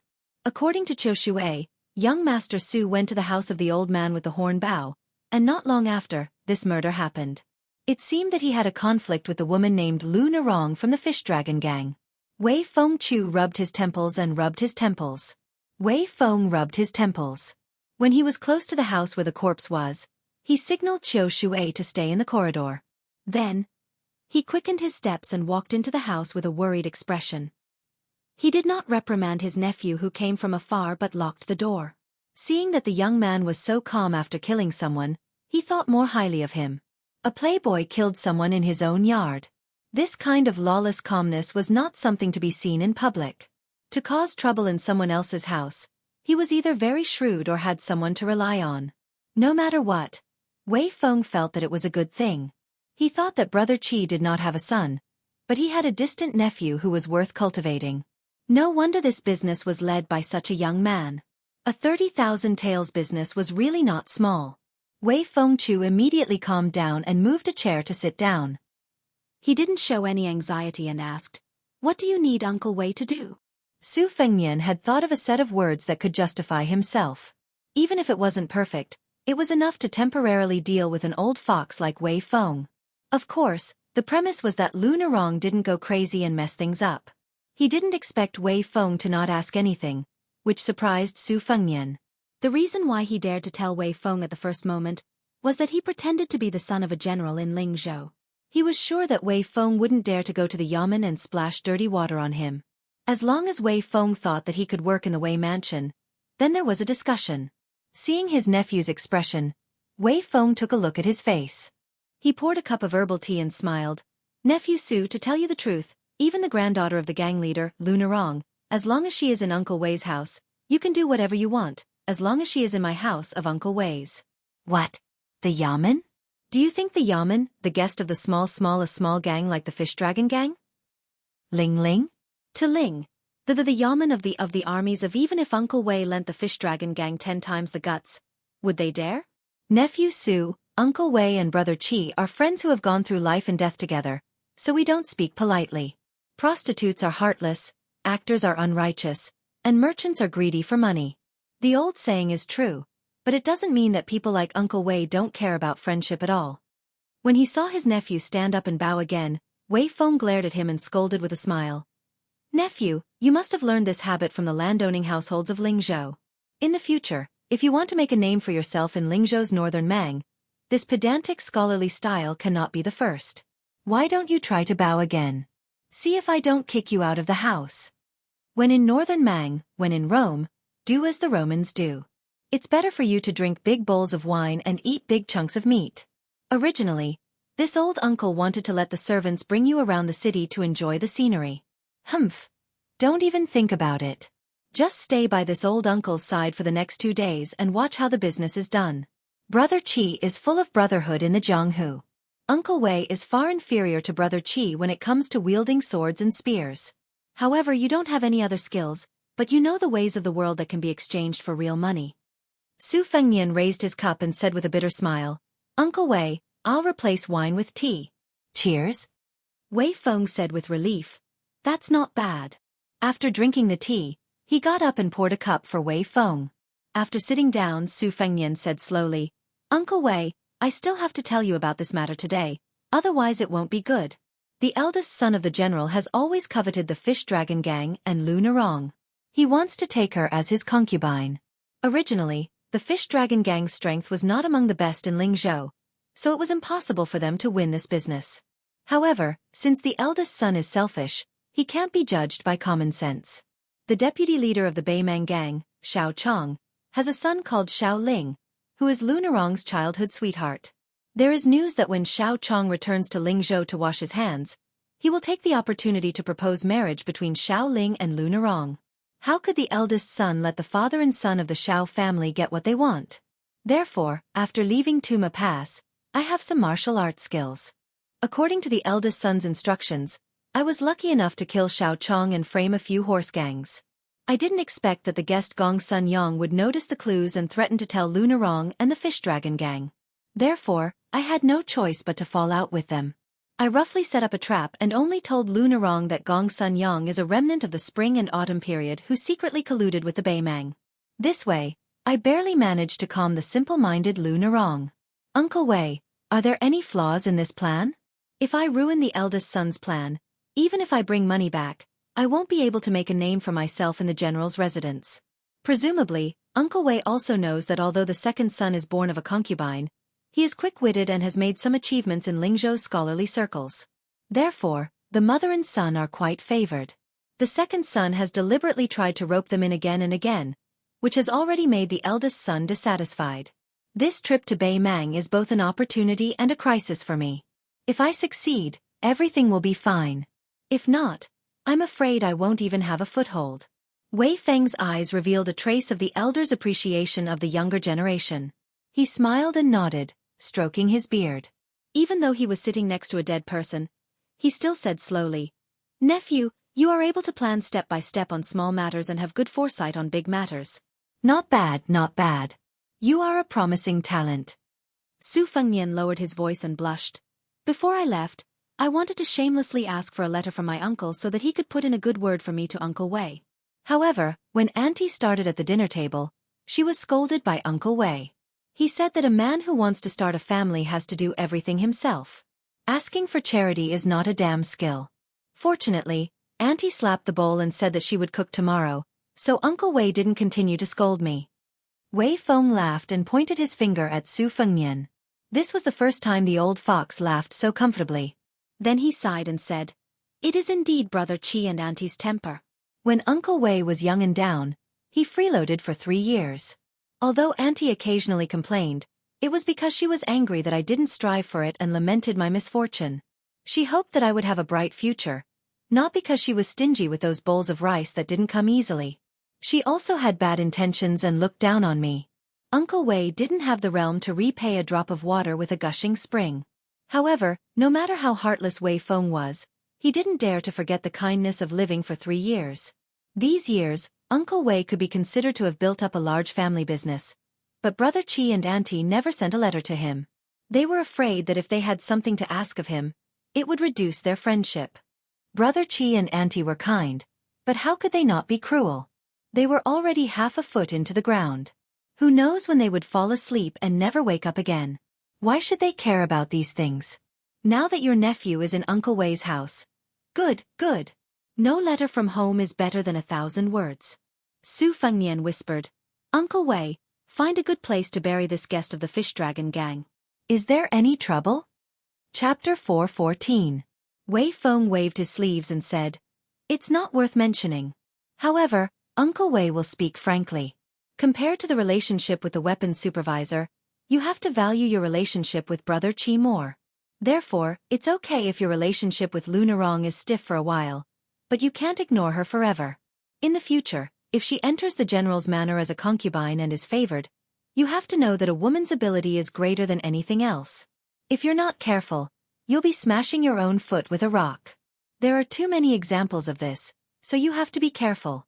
To Uncle Wei, you're superior in both appearance and intelligence. You might as well go all the way and use some methods to capture Lunarong's heart. If she's like a fish in water in the general's manor, you'll have another backer. Wealth comes from danger. As long as you don't sully her body, I believe that with your prudence, it won't be difficult to pull chestnuts out of the fire. Since ancient times, those who achieve great things must have a few close female friends by their side." Su Fengnian was surprised. Wei Feng smiled and said, "If you can flirt with Lunarong, who still hates you today, before you leave the city, Uncle Wei promises to give you 8,000 taels of silver." Treat it as your expenses for managing your connections inside and outside the general's manor. Su Fengnian shamelessly bargained. Uncle Wei, I'm a scoundrel who only cares about money. How about we round it up to 10,000 taels of silver? Wei Feng was not angry but happy. He laughed heartily. What an exorbitant demand. Uncle Wei likes it, so I'll agree. Su Fengnian smiled brightly. Wei Feng stood up and smiled playfully. The two maids in the manor are very clean and pure. There's a saying in Beimang to rear horses. These horses are not ordinary horses. Most of them are carefully selected from the Liang dynasty's Jiangnan. They're young girls who are bought at a high price. They're taught how to play the zither, go, calligraphy, painting, poetry, tea, and wine. After a few years, only 3 or 4 of the 10 beauties will mature. This pair of maids can be considered outstanding. If they're placed outside the manor, they'll be worth 50 gold. Your nephew likes it, so I'll give it to you. There's not much use in keeping it in the Wei manor. It's good that you can bring it back to Lingzhou. You can get on good terms with those scholars who pretend to be cultured. With this pair of clever people, you'll get twice the result with half the effort. Su Fengnian, who was surprised, quickly smiled and said, Thank you, Uncle Wei. Wei Feng walked to the door and said softly, Old uncle will find an opportunity to have the servant girl Qiu Shui pass on some words to Lu Nerong. She will say that the Wei family has already buried this foreign official according to nephew's wishes. Having someone pass on the message will be more sincere than you personally explaining it. Don't worry, Qiu Shui has a delicate heart. That Lu Nerong is inexperienced and won't be able to see any flaws. Su Fengnian praised. Uncle Wei's plan is flawless. Nephew has learned a lot.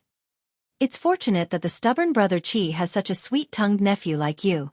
Wei Feng shook his head and laughed. He seemed to have remembered something and asked in an unconcerned manner, Nephew, do you know much about poetry and painting? How is your handwriting?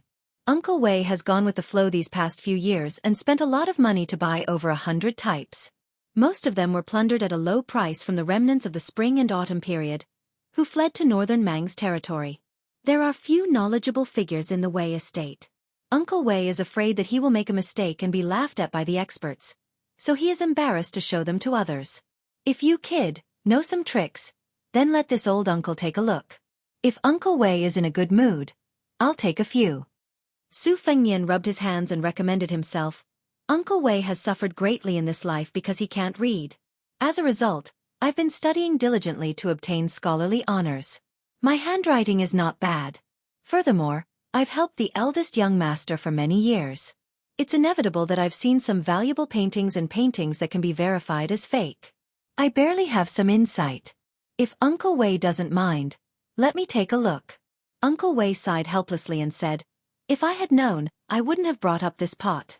After sending Wei Feng out of the room, Su Fengnian saw the graceful servant girl Qiu Shui at the end of the corridor. The corner of his mouth rose. The latter was clever and had guessed that she was already in the hands of this young master. She blushed. When she left with the master, she sweetly looked back and slightly twisted her slender waist to show a different kind of flirtatious charm. Su Fengnian returned to his room and sat down. There was no longer any smile on his face.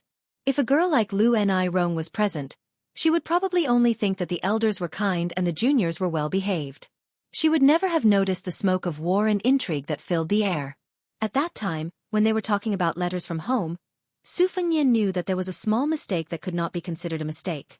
Because according to the information about the mercenary surnamed Qi in the general's residence, this person was illiterate and it was impossible for him to write a letter. However, His Royal Highness did not have the thought of testing the old fox Wei Feng. If he lightly brushed it off with a few words, it proved that Wei Feng was certain of his identity and trusted him to the point where he would not nitpick on such a small matter. However, if he could not hold himself back, it meant that Wei Feng still had doubts in his heart. As expected, when His Royal Highness had just set a small trap, the old fox had used calligraphy and painting before he left to quietly set a big trap. Fortunately, His Royal Highness would not capsize in this small ditch. Moreover, Wei Feng's eyesight was not bad.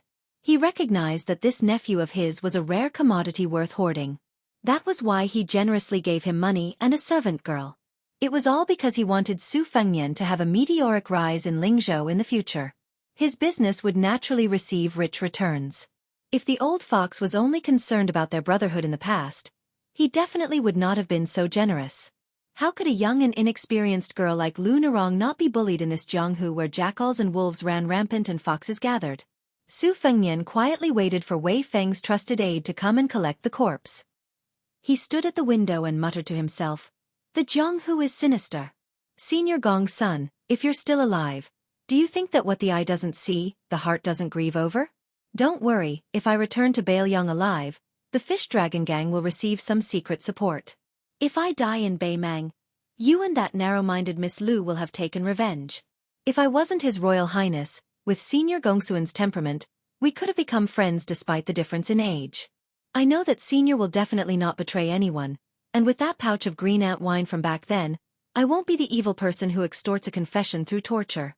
However, if I were to say that I knew about Senior's relationship with Northern Mang and still turn a blind eye to it, that would be too difficult for me. I believe that if Senior knew about this in the underworld, he would curse less." After personally watching the two retainers of the Wei family carry away the corpse that was gradually turning cold like tea, Su Fengnian returned to the room. He saw that Lu Narong's door was tightly shut. He thought that it must have been difficult for this honest girl to not fight with her life on the spot. It was very strange. She was indeed an outstanding woman, but in His Highness the Crown Prince's memory, the clearest impression he had of her was not the time she killed the enemy alone in the inn at Toppling Horse Pass, nor was it the time she led the way on the yellow sand of the desert. Instead, it was the time she sat on the hillside with her arms around her knees in a daze, and the time she drank from the well at Yanhui Pass.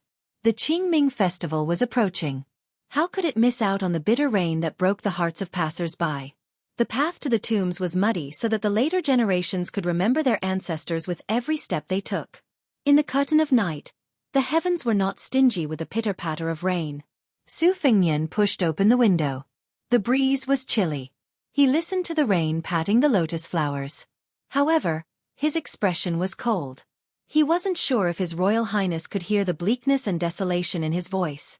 In Bailiang Palace, there should be a puppet with a similar figure.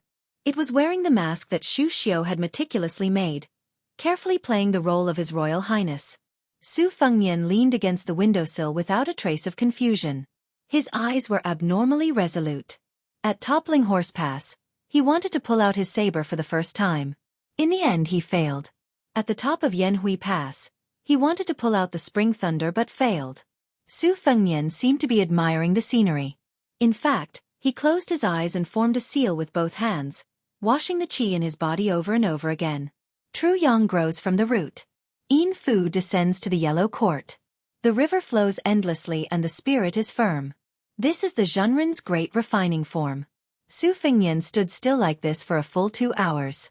He slowly exhaled a breath of qi that was like a sword according to the sword qi rolling dragon wall.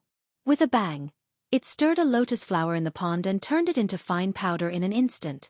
However, in the boundless curtain of night and rain, who would notice such a shocking detail? Su Fengnian said as if relieved of a heavy burden. So this is the great yellow quartz so-called embroidery of the universe by the mouth, setting Chong in a blaze. Chapter 4:15. His Royal Highness only had 7 unopened acupoints left. After diligently removing the mixed qi that Huang Baozhuang had implanted into his body, he opened a new Di Tsong acupoint. Combined with the sword qi that had been nurturing in his body during this period of time, he was able to form sword qi and destroy a lotus. After bathing and changing clothes during the day, he asked the 2 maidservants about it and found out that this lotus was a rare drought hibiscus. Not only could it not grow in water with a great difference in temperature, but it also hated moisture and liked dryness. If the lotus root was soaked in water for too long, it would rot and die. The water storage in the pond was very particular. If it was properly cultivated, it would bloom a few months earlier than normal lotus and its flowering period was also very long. A single lotus was very valuable, so it was nicknamed the 10 golden lotuses and the fierce woman lotus. Generally, a wealthy family could only grow 1 or 2 lotuses in a vat. They did not have the money nor the energy to take care of 100 lotuses, which was enough to show the depth of the Wei family's wealth. After exhaling a mouthful of sword qi to cut the green lotus, Su Fengnian felt his entire body relax. The circulation of qi was no longer stagnant. The wonders of the big yellow court were endless. The most obvious and straightforward thing was that it had exceptional hearing and vision. Su Fengnian seemed to be following the incantation and closing his eyes to concentrate, but he was actually listening to the slow blooming of a budding lotus. During this process, the sword chi rolled along the dragon wall and flowed violently along his meridians. It was the complete opposite of the bashful unfolding of the flower bud in the pond. Unfortunately, His Highness could only hold on for 2 hours before he could no longer withstand the burst of majestic chi in his body. Presumably, after opening 6 acupores, he could wait for a whole night for a lotus to fully bloom. Su Fengnian stretched and mocked himself. A good man should be able to endure. Su Fengnian sat back in front of the table and weighed his current wealth. Those flying swords would only be priceless after they were cultivated, but they were destined to be a pile of scrap metal in a short period of time. Although the process of drinking blood to become a fetus was very difficult, he did not have the old man with the sheepskin fur coat to temper him. Relying on this stupid method to cultivate the swords was also a kind of training. It was very difficult to find a good thing in the world where you could gain some benefits by suffering some hardships. Once he mastered the nurturing sword, entering the mysterious finger would not be as unreachable as it was now. The 5 pieces of facial skin made by Shu Xiao were very useful. As for the silk armor that he wore, it was invulnerable to water and fire and invulnerable to swords and spears. It was all nonsense. If he really encountered a level 1 master, he wouldn't be able to survive. However, it was still useful to deal with sneak attacks from ordinary swords and sabers. Of the 6 pages in the saber manual, the most useful one was undoubtedly the latest page with detailed analysis of the rolling dragon wall of sword aura. Not only had it inadvertently helped him to break through 1 acupoint, but during this period of time, he had been diligently and tirelessly following the path of complexity rather than simplicity. Only then did he realize that in the beginning, the obscurity and stagnation were very difficult to bear. But once he got used to it, it was as the old saying goes, first bitter, then sweet. The essence of the 12 moves in the stacked thunder armor of the thorny whale, which he had extracted from thousands of secret manuals, had to be repeatedly verified with a divine intent in his mind every day, quietly waiting for the day when he could accumulate enough knowledge and use it. Back then, he had chosen to sneak into the fish dragon gang and rush to Beimang, choosing to use the city as a foothold. Firstly, there were fewer wars in the north of Yuzhou, so there was more space in Jianghu. Secondly, the city magistrate of Beiliang, Tao Chenji, was a person who was bound to die. Not only was he familiar with the art of war and strategy, but his martial prowess was also outstanding, and he had a profound understanding of the military and politics of Beiliang. He was originally the Commandant General of Gusai State in the south of Beimang, but because of the extremely unlucky royal family member who was killed by Chen Jibao's surprise troops during a military parade, he was implicated and demoted to the city magistrate of Gusai State. In fact, his official position seemed to have been demoted by 1 rank, but he was actually in charge of the military and politics of Beimang State at the border. It could be considered a blessing in disguise, as he had escaped the confinement of the army. As long as he made some achievements, he would be favored by the governor of Longyao State and even the empress of Beimang. According to the information gathered in Beiliang, Tao Chenji had a unique understanding of military tactics. He was especially good at trickery and had a violent temperament. What was most praised by the Beimang court was that he had to kill a Beiliang soldier every day before he could sleep. He had come to Liuwa City from Gusai province without bringing a single family member, a single cent of silver, or a single treasure. He had only brought 6 prison wagons with him, imprisoning more than 40 captured Beiliang soldiers on the battlefield. After a month they were all killed. However, Tao Qingmu was very close to many of his fellow generals in the Beimang border army. There would always be new prisoners sent to Liuwa City for him to behead with his own hands every day. It could be said that Tao Chenji was a young official in the Beimang court who was favored by various forces. He had both military skills and a good reputation among the people. Sooner or later, he would be like a carp jumping through the dragon's gate and become an indispensable cornerstone of the Beimang court. According to the Beimang's Lu City Lord, he had 60 armored bodyguards. Tao Chenji himself should have the strength of a second-rank fighter. Su Fengnian weighed the strengths of both sides and smiled sinisterly. Assassinations between the 2 dynasties were very frequent, but most of them were done by suicide soldiers, so the chances of success weren't high. Beimang had once spent a lot of money to create an assassin team. They asked for 2 to 3 experts from the top sects in the dynasty, as well as more than 100 elite soldiers from the army. A total of 130 people were divided into 3 groups to infiltrate Beiliang, avoiding the main force and attacking the weak. Their targets were all the mid-level military and political officials of Beiliang. However, they didn't expect that the 3 adopted sons, Chen Jibao, Yuan Zuozong, and Chu Lushan, would confidently split into 3 groups and kill them all. This caused the Beimang court to shake. The empress even entered a large-scale purge, and many heads were lost.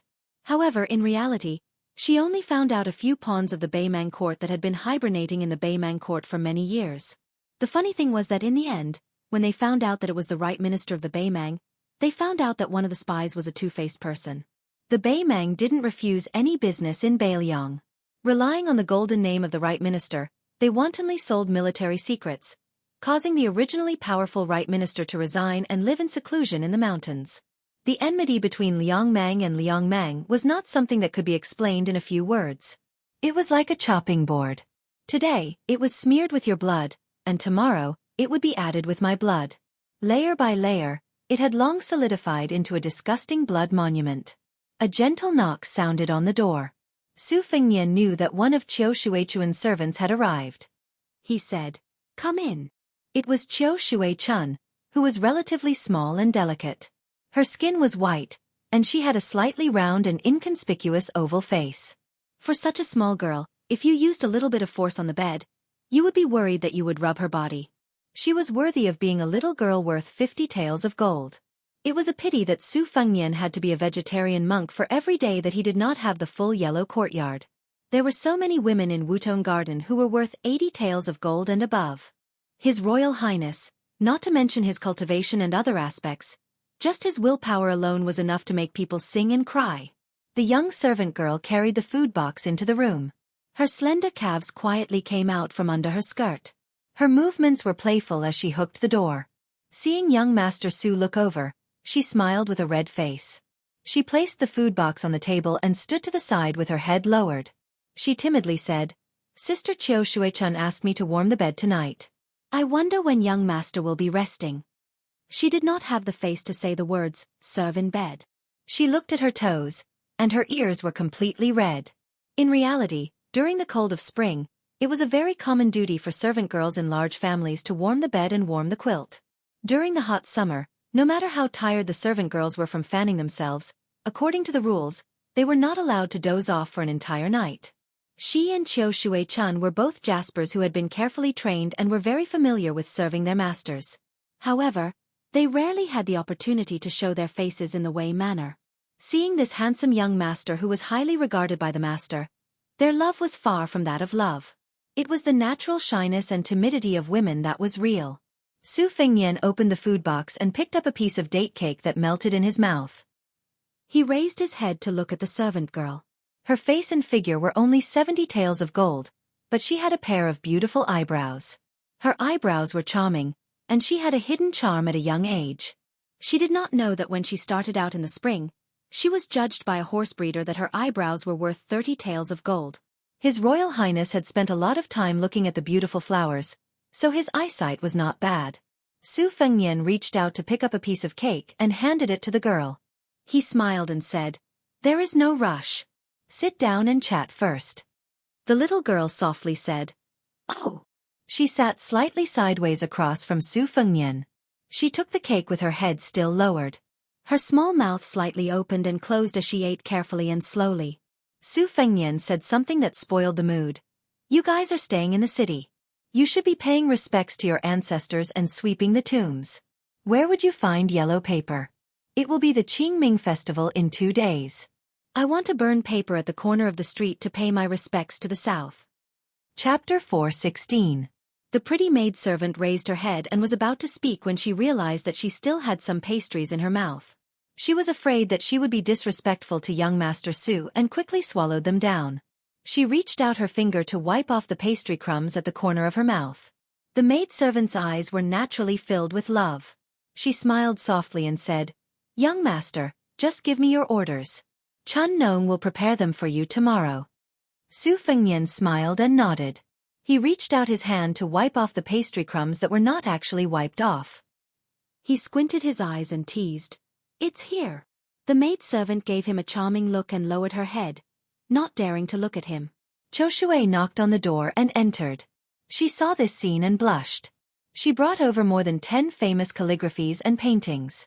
Old Master said that he wanted young Master Su to examine them to determine their authenticity. Most of the calligraphies and paintings were made of copper or red sandalwood. They were not light.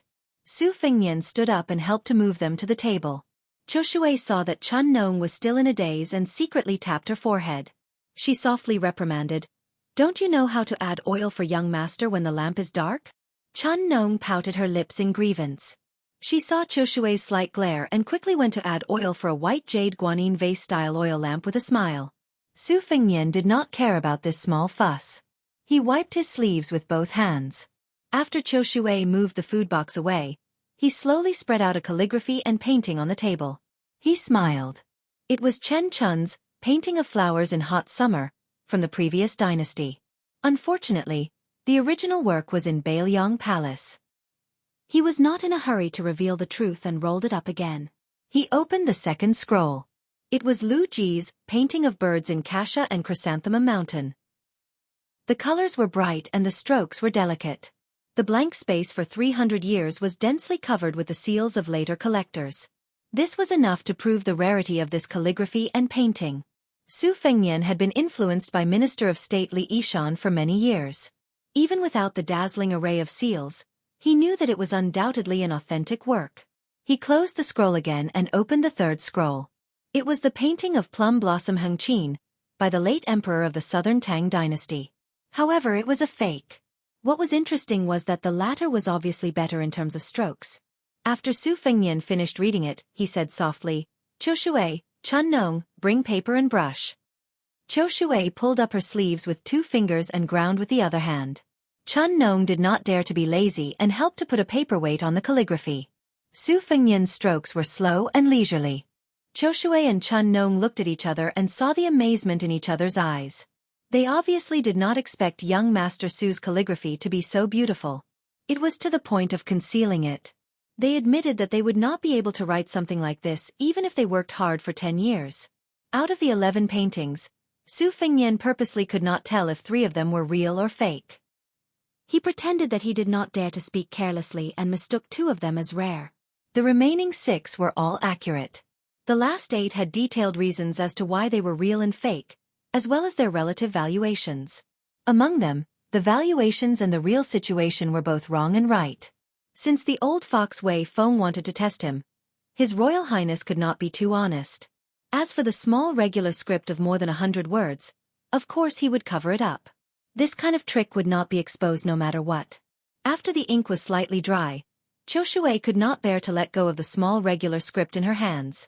She carefully put it into her clothes and bent down to pick up the heavy calligraphy. She was about to go back to her master to hand in the work. Su Fengnian smiled at Chun Nong and said, "Go help Qiu Shui. She doesn't need to warm the bed today." Chun Nong was half relieved and half disappointed. She opened her eyes wide and looked puzzled. Su Fengnian gently patted her cheek and said, "We'll talk about it after the Qingming festival."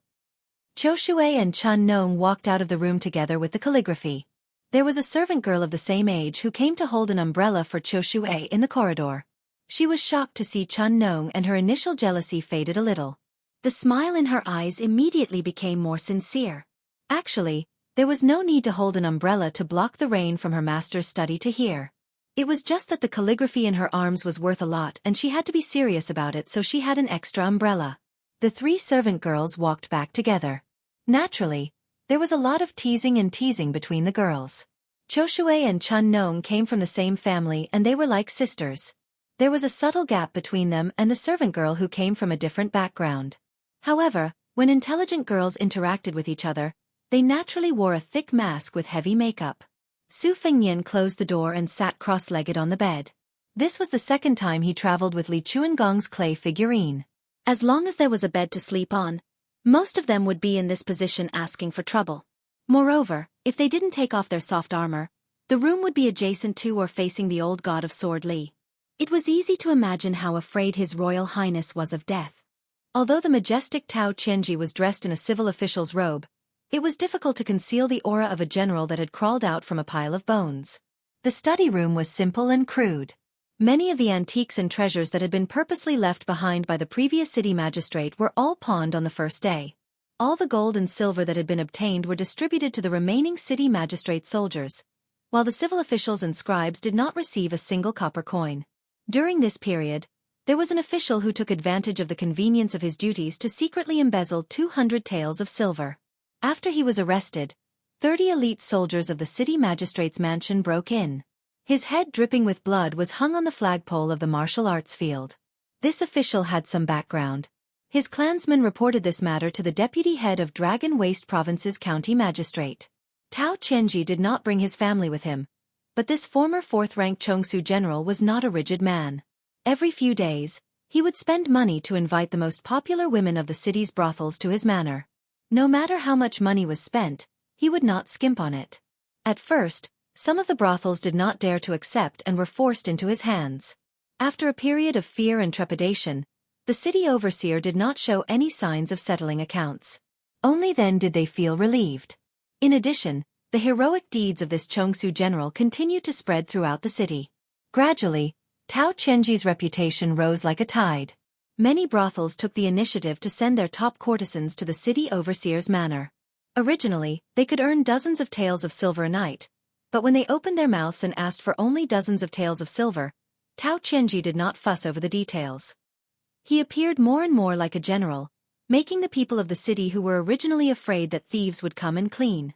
In the continuous drizzle, Tao Qianji sat in the empty and shabby study, reading a military book by the light of a lamp. A trusted officer from Gusai province stood at the door and respectfully said, "Princess Hongyan of Jade Toad province has come to visit in the rain." Tao Qianji frowned and said indifferently, "If she enters the manor alone, I will not see her." A plump woman with a mink hair covering her forehead appeared beside the officer. Behind her was an old man dressed in brocade with his hands in his sleeves. She stepped over the threshold and placed her hands on the jade belt bestowed by His Majesty the Emperor. She said sweetly, "Oh, General Tao, you put on such airs. Or are you afraid of attracting gossip?" The extraordinarily valiant city overseer frowned and put down the book. He was not the least bit afraid of this imperial relative with a xianbei hairstyle on her waist. He sneered and said, "Princess Hongyan's beauty is known far and wide. She likes to keep male companions. A mere city overseer like me would not dare to enter her eyes." The old man in brocade snorted coldly. The corner of Tao Qianji's mouth curled up and his eyes were full of disdain. Princess Hongyan, who was holding a satin umbrella and a mink hair covering her forehead, laughed wantonly. She waved her hand to indicate that the old retainer of the county overseer should not mind. She stared at the rude and unreasonable middle-aged city overseer and said with her charming eyes, "General Tao, I originally did not want to enter this manor. I have to kill people every day and the yin qi is too strong. I am not as vigorous as General Tao, and I am afraid that I will be haunted by ghosts. It is almost Qingming Festival," Tao Qianji said coldly. "If Princess Hongyan does not have any important matters to attend to, please forgive me for not seeing you out." This plump beauty, who was one of the wealthiest in Jade Toad State, was offended several times, but she still did not show any anger. She smiled and said, "All right, I won't beat around the bush with General Tao. Someone asked me to pass on a message to General Tao. 8 words. Tomorrow morning, don't go out." Tao Qianji, who felt that he was being teased, was furious. The study was filled with murderous intent. The brocade-clothed old man's sleeves billowed like waves. The princess patted her cheeks lightly and said apologetically, "Oh my stupid mouth. What nonsense did I say? I was wrong. It is indeed 8 words. Qingming Festival tomorrow, do not go out. General Tao, please believe me. I do not dare to disobey the person who said these 8 words." Tao Qianji turned around and said coldly without any fluctuation in his tone, "I will not see you out." Princess Hongyan swung the silk satin umbrella that was soaked in rainwater and said with a smile, "This princess will remember Lord Tao's hospitality today." Under the eaves of the courtyard, the brocade-clothed old man, whose martial power was definitely higher than Tao Qianji's, took the umbrella and opened it. He tilted it towards his mistress and said angrily, "Princess, why don't you let me teach this insignificant 5th-rank city overseer a lesson?" The mink hair covering woman, who was not in a hurry to step into the rain, reached out her hand to catch the rain. She did not answer the question but said with blurred eyes, "Why is God crying?" Early in the morning 2 days later, the rain was getting heavier and the road was full of mud. City Overseer Tao Qianji led 30 riders out of the city to visit the grave of a comrade who had died in battle. It was raining heavily on Qingming Festival. It was not easy to burn paper, but it was easier to die. Chapter 417.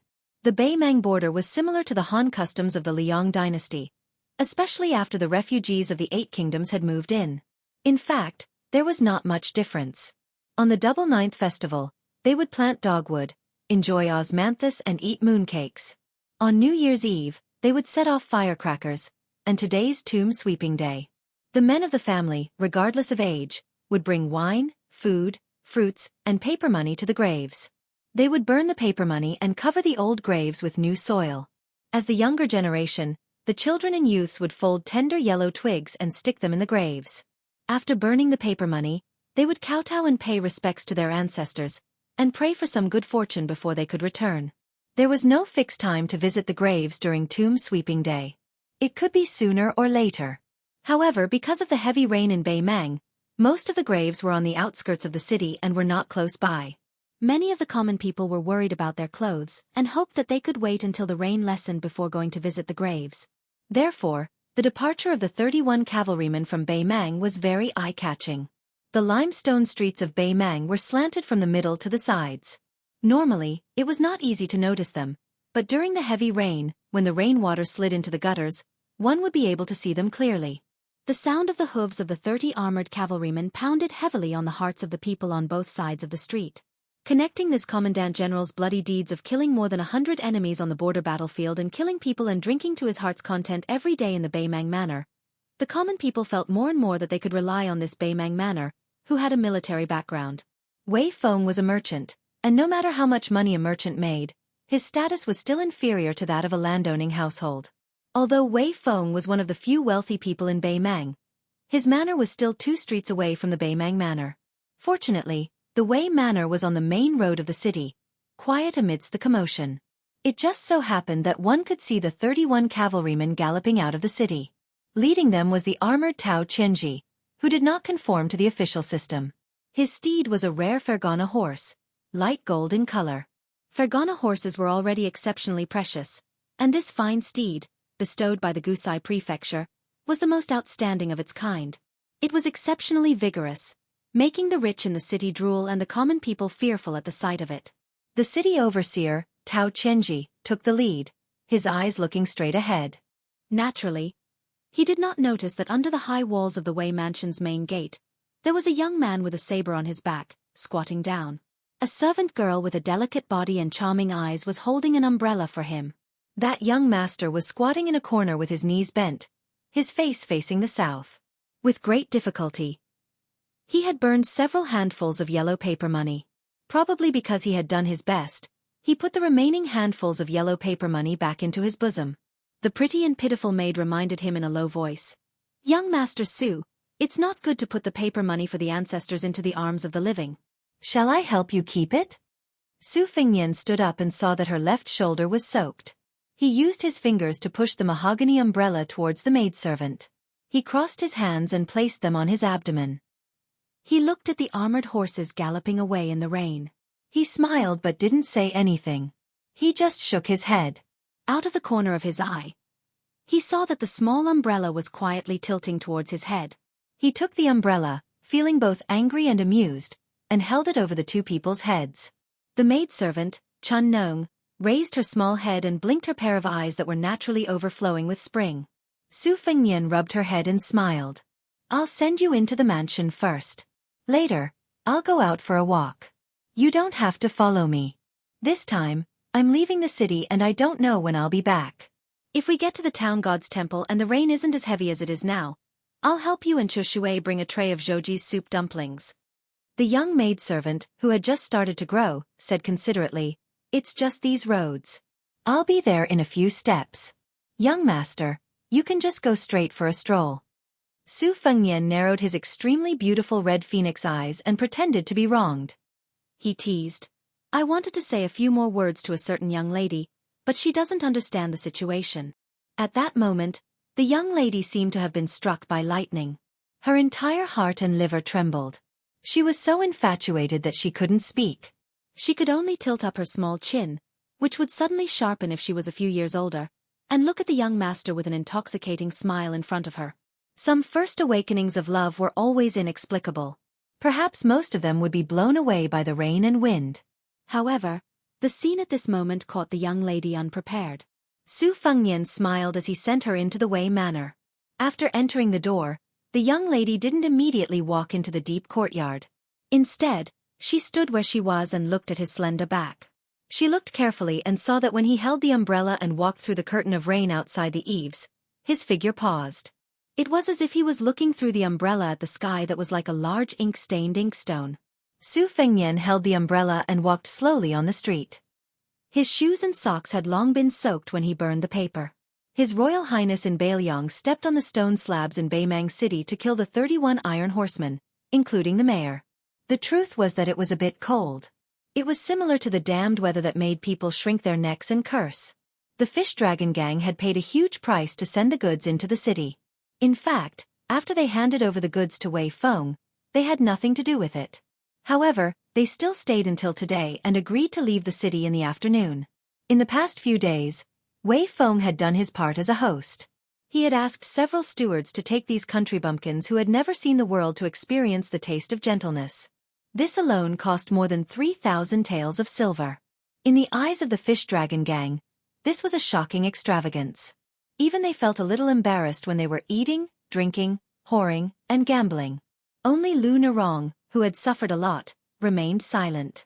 She didn't tell anyone about the death of their guest, Gong Sun Yang.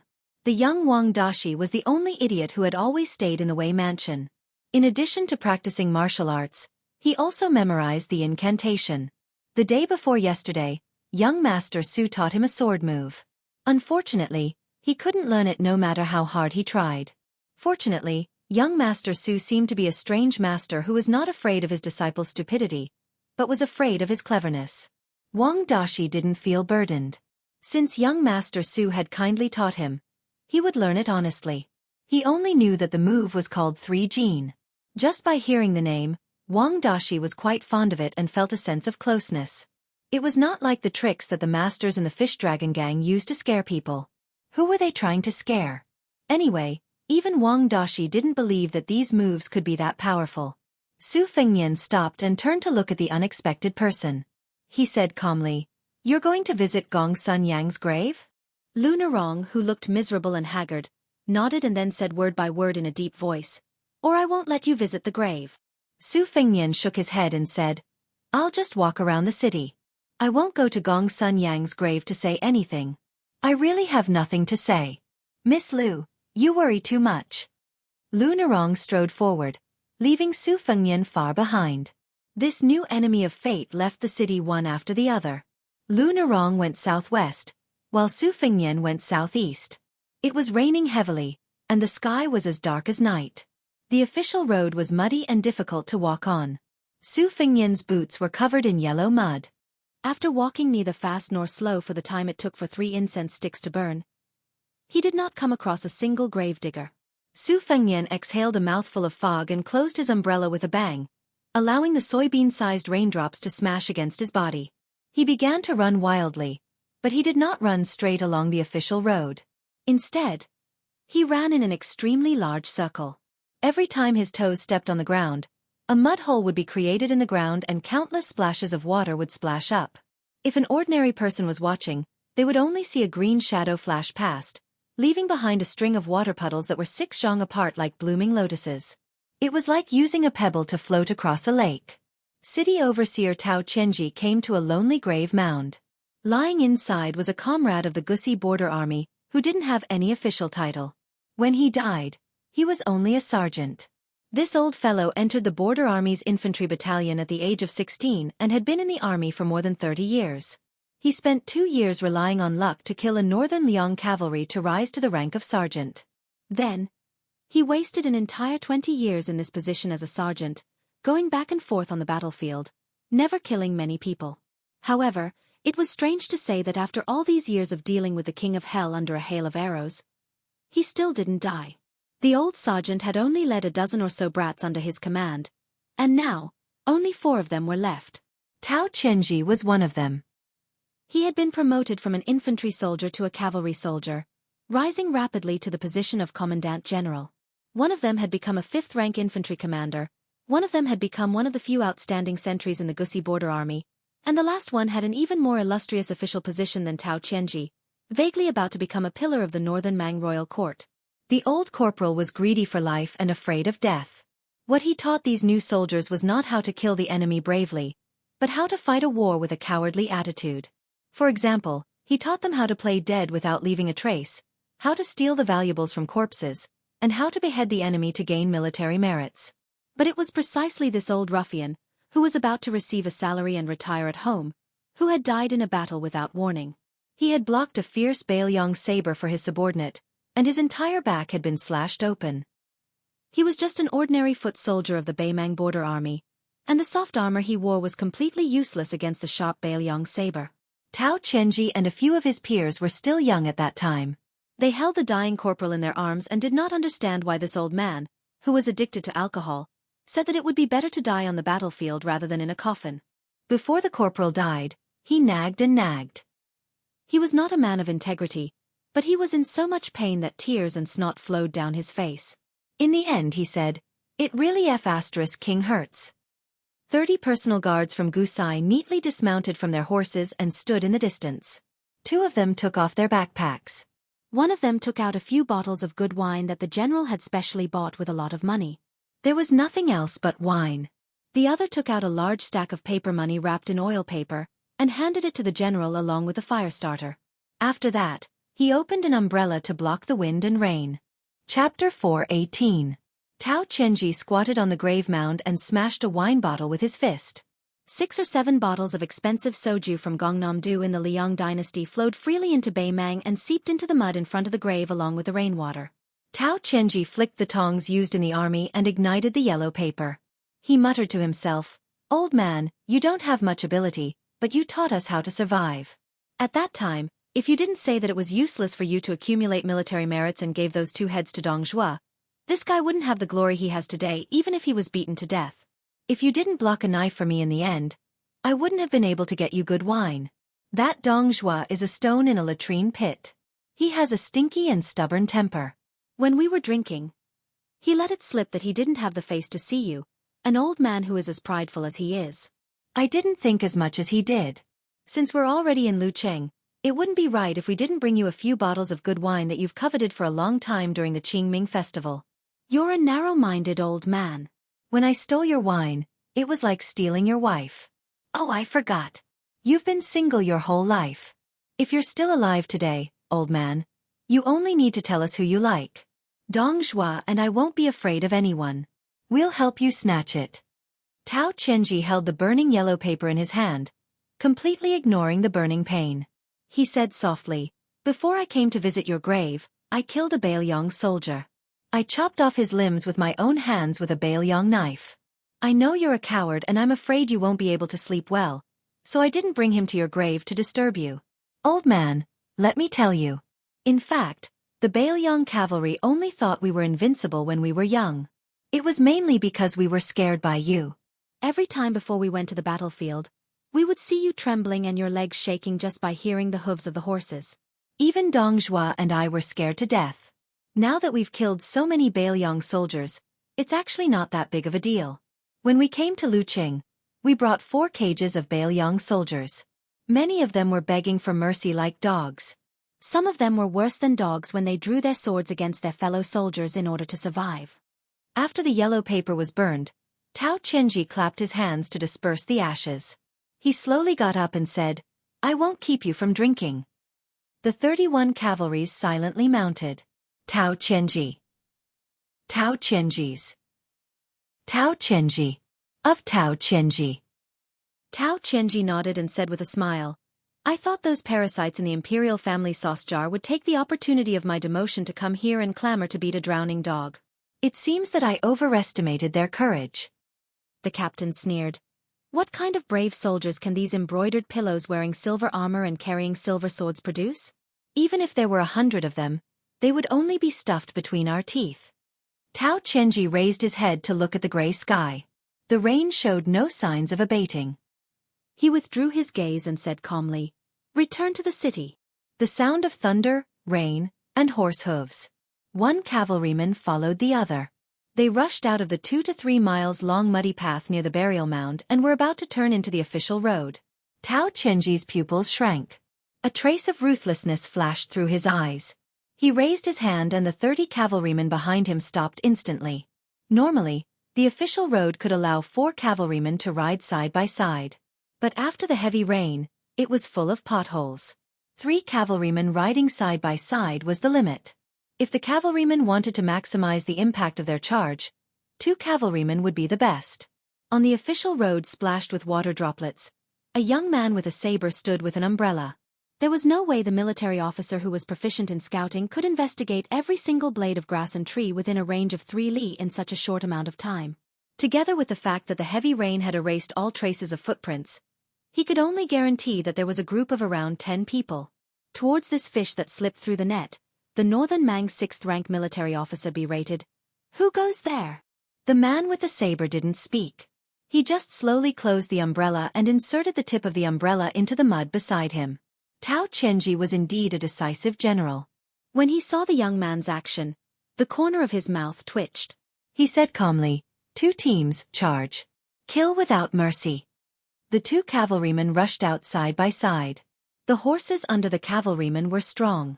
They were good horses that were familiar with war. When they ran, they showed a very dynamic visual beauty. When the rain washed over them, their mane trembled with the rhythm of their muscles. For a moment, the sound of the horses' hooves covered the sound of the rain. The 2 unsheathed sabers were as clear as snow. The blades were wider and thicker than the Baelyong sabers. They were similar in length but slightly less sharp. The curvature was bigger. Experienced soldiers had to match the running speed of their mounts when they attacked. The road conditions caused the horses to bump up and down. The 2 cavalrymen had thick arms. They were originally brave spearmen of the Gussi border army. When they attacked with their sabers, they were imposing. If they weren't elites, they wouldn't be qualified to be brought to Luqing by Tao Chenji as his personal guards. The 2 tall horses attacked at the same time. The young man who was sandwiched in the middle didn't move his feet. His body turned like a top and drew an arc. He leaned back toward the horse whose saber missed. He stepped back with his right foot and pressed his back against the horse's side. Then with a loud bang, the man and the horse, which weighed nearly 2,000 pounds, were knocked out. The 4 hooves were suspended in the air. They fell down 60 or 70 feet away. The cavalryman on the horse fainted on the spot. Leaning against the back of a horse, the young saberman leaped forward with the help of the rebound force. He took a few steps forward at lightning speed and punched the muscular buttocks of the second warhorse. Blood splashed out in an instant. The warhorse whined and spun half a circle in the air before landing in the mud outside the official road. The cavalryman was indeed brave. He bounced off the back of the horse and slid a long distance in the mud. He wiped his face with a ferocious expression. The 2 leading cavalrymen of the remaining 8 cavalrymen, who had been charging in 2 rows, were fearless in the face of the swordsman's cold-blooded methods. Based on the experience they had gained from countless battles on the battlefield, they once again cooperated with their comrades to strike with their swords. The young man didn't retreat. Instead, he moved forward. His body was like a swimming fish. He slid through the curtain of rain and lowered his head to avoid the saber. He ignored the cavalryman on his right. His left hand was glued to the arm of another cavalryman. His feet were lifted off the ground by the momentum of the horse's charge. He quickly flipped onto the horse and sat behind the cavalryman. He pressed his hands on the cavalryman's head and twisted it in a crisscross manner. The crooked arm snake stuck to the chest of the corpse. With a twist, the corpse that weighed 140 or 50 pounds was thrown backward. It hit the head of the cavalryman who was chasing behind him. The head of the horse that had fought with its master for many years was smashed. Its front hooves were bent and it crashed into the mud. The cavalryman rolled a few times. The 4th cavalryman was skilled in horsemanship. Not only did he avoid the fallen horse, he also bent down and reached out to pull up the first man. The latter jumped onto the horse without hesitation. The 2 men rode together and continued to pursue without fear of death. It was obvious that Baymang's soldiers were brave and good at fighting. Chapter 419.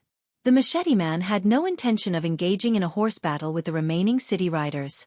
The mount suddenly neighed in pain. Its 4 legs seemed to have been crushed by a heavy weight. The machete man on the back of the horse soared into the air, turning around in midair and stabbing at the 2 riders. The 2 riders only saw a shadow sweep over their heads. Their heads were cut off by a sweep of his leg.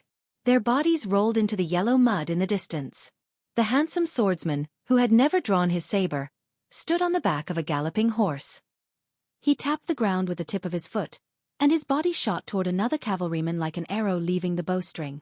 After a few leaps, he kicked the cavalryman in the chest, and the cavalryman in armor was brutally crushed to death.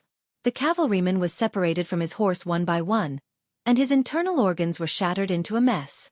Other than the second rider, the rest of the 10 riders were all dead. The frightened lieutenant asked in a low voice, "General, should we send someone to report to the city?" Tao Chenji nodded. He leaned over and patted his horse's head. He said calmly, "You 20 riders will scatter and return to the city. Don't worry about me." The lieutenant's eyes turned red. He called out in a hoarse voice, "General." Tao Chenji smiled. "How can I die so easily? I also don't want to die here."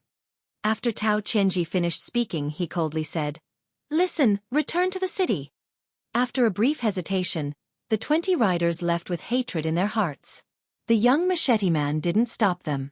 He jumped off his horse and onto the official road. Obviously, he only had eyes for Tao Chenji today. Tao Chenji was sitting high on his pale golden Fergana horse, with one hand holding the reins and the other holding the broadsword. With a calm demeanor he asked in a loud voice, "Did that puppy Murong Zhongtai send you to assassinate me?" The assassin standing on the road didn't say a word. He just walked toward the remaining city magistrate. Tao Chenji sneered. Could it be Princess Hongyan's new male companion? How did this little girl's standards suddenly increase so much? Interesting. Tao Chenji, who was wearing an excellent black armor, jumped off his horse and patted his horse's neck. The psychic Fergana horse trotted away reluctantly. It neighed and paced back and forth a few dozen feet away, impatiently stomping its hooves. The burly Tao Chenji seemed to know that the assassin would not reveal anything, so he did not waste any more words. The moment he drew his broadsword, killing intent filled the air. As the two sides charged at each other, the official road was immediately filled with murderous aura. It was actually far more imposing than when the young assassin had clashed with the 10 riders. Tao Chenji's saber technique was simple and unadorned, simple and quick. It was a killing move that he had honed during his military life. There was absolutely no sloppiness in his movements. The two men, who were determined to leave behind one of their corpses, collided with a loud bang. The Mang saber hacked down on the short saber's scabbard. Obviously the Mang saber did not have the extravagant hope of killing the enemy in one strike, because it had accumulated 70 to 80% of its strength. Therefore, the saber edge slid down with unparalleled swiftness. It was aimed at the young swordsman's abdomen. The young swordsman did not draw his saber. He only used the scabbard to block the attack. He did not look at the tip of the saber that was about to touch his abdomen. He twisted his right wrist, and the short saber in the scabbard left his hand. It spun in front of him and formed a perfect circle without any gaps. When the raindrops that covered the sky and earth hit the circle, they were rebounded. Tao Chenji narrowed his eyes. The tip of his saber did not shrink back. He suddenly exerted force, trying to pierce through the circle that was no thicker than the scabbard. The tip of the Mang saber rubbed against the simple scabbard, producing an ear-piercing sound of metal and stone colliding. Tao Chenji's chi flowed like a spring, layer upon layer. In an instant, he multiplied his arm strength several times, and the tip of his saber blossomed with a bright white light. The young assassin retreated. He did not see how he touched the scabbard, but he was pulled back.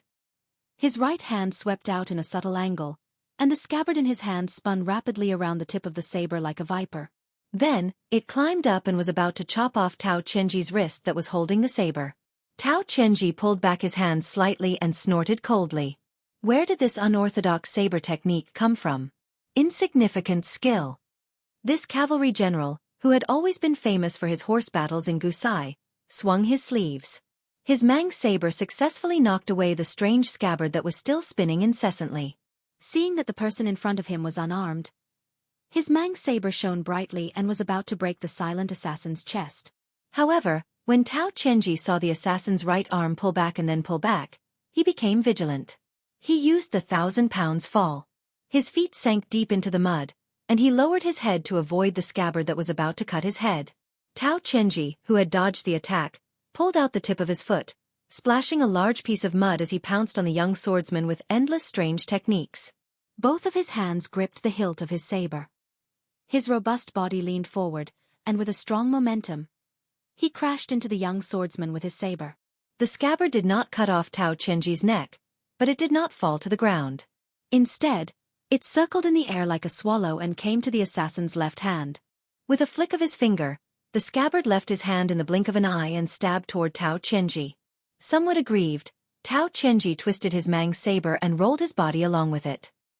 He stood still on the side of the official road and stared at the assassin who had accurately controlled the scabbard to kill with a flick of his finger. He laughed sinisterly. It's actually the flying saber of the Jianghu boars. Let me see how long you can do it in one go.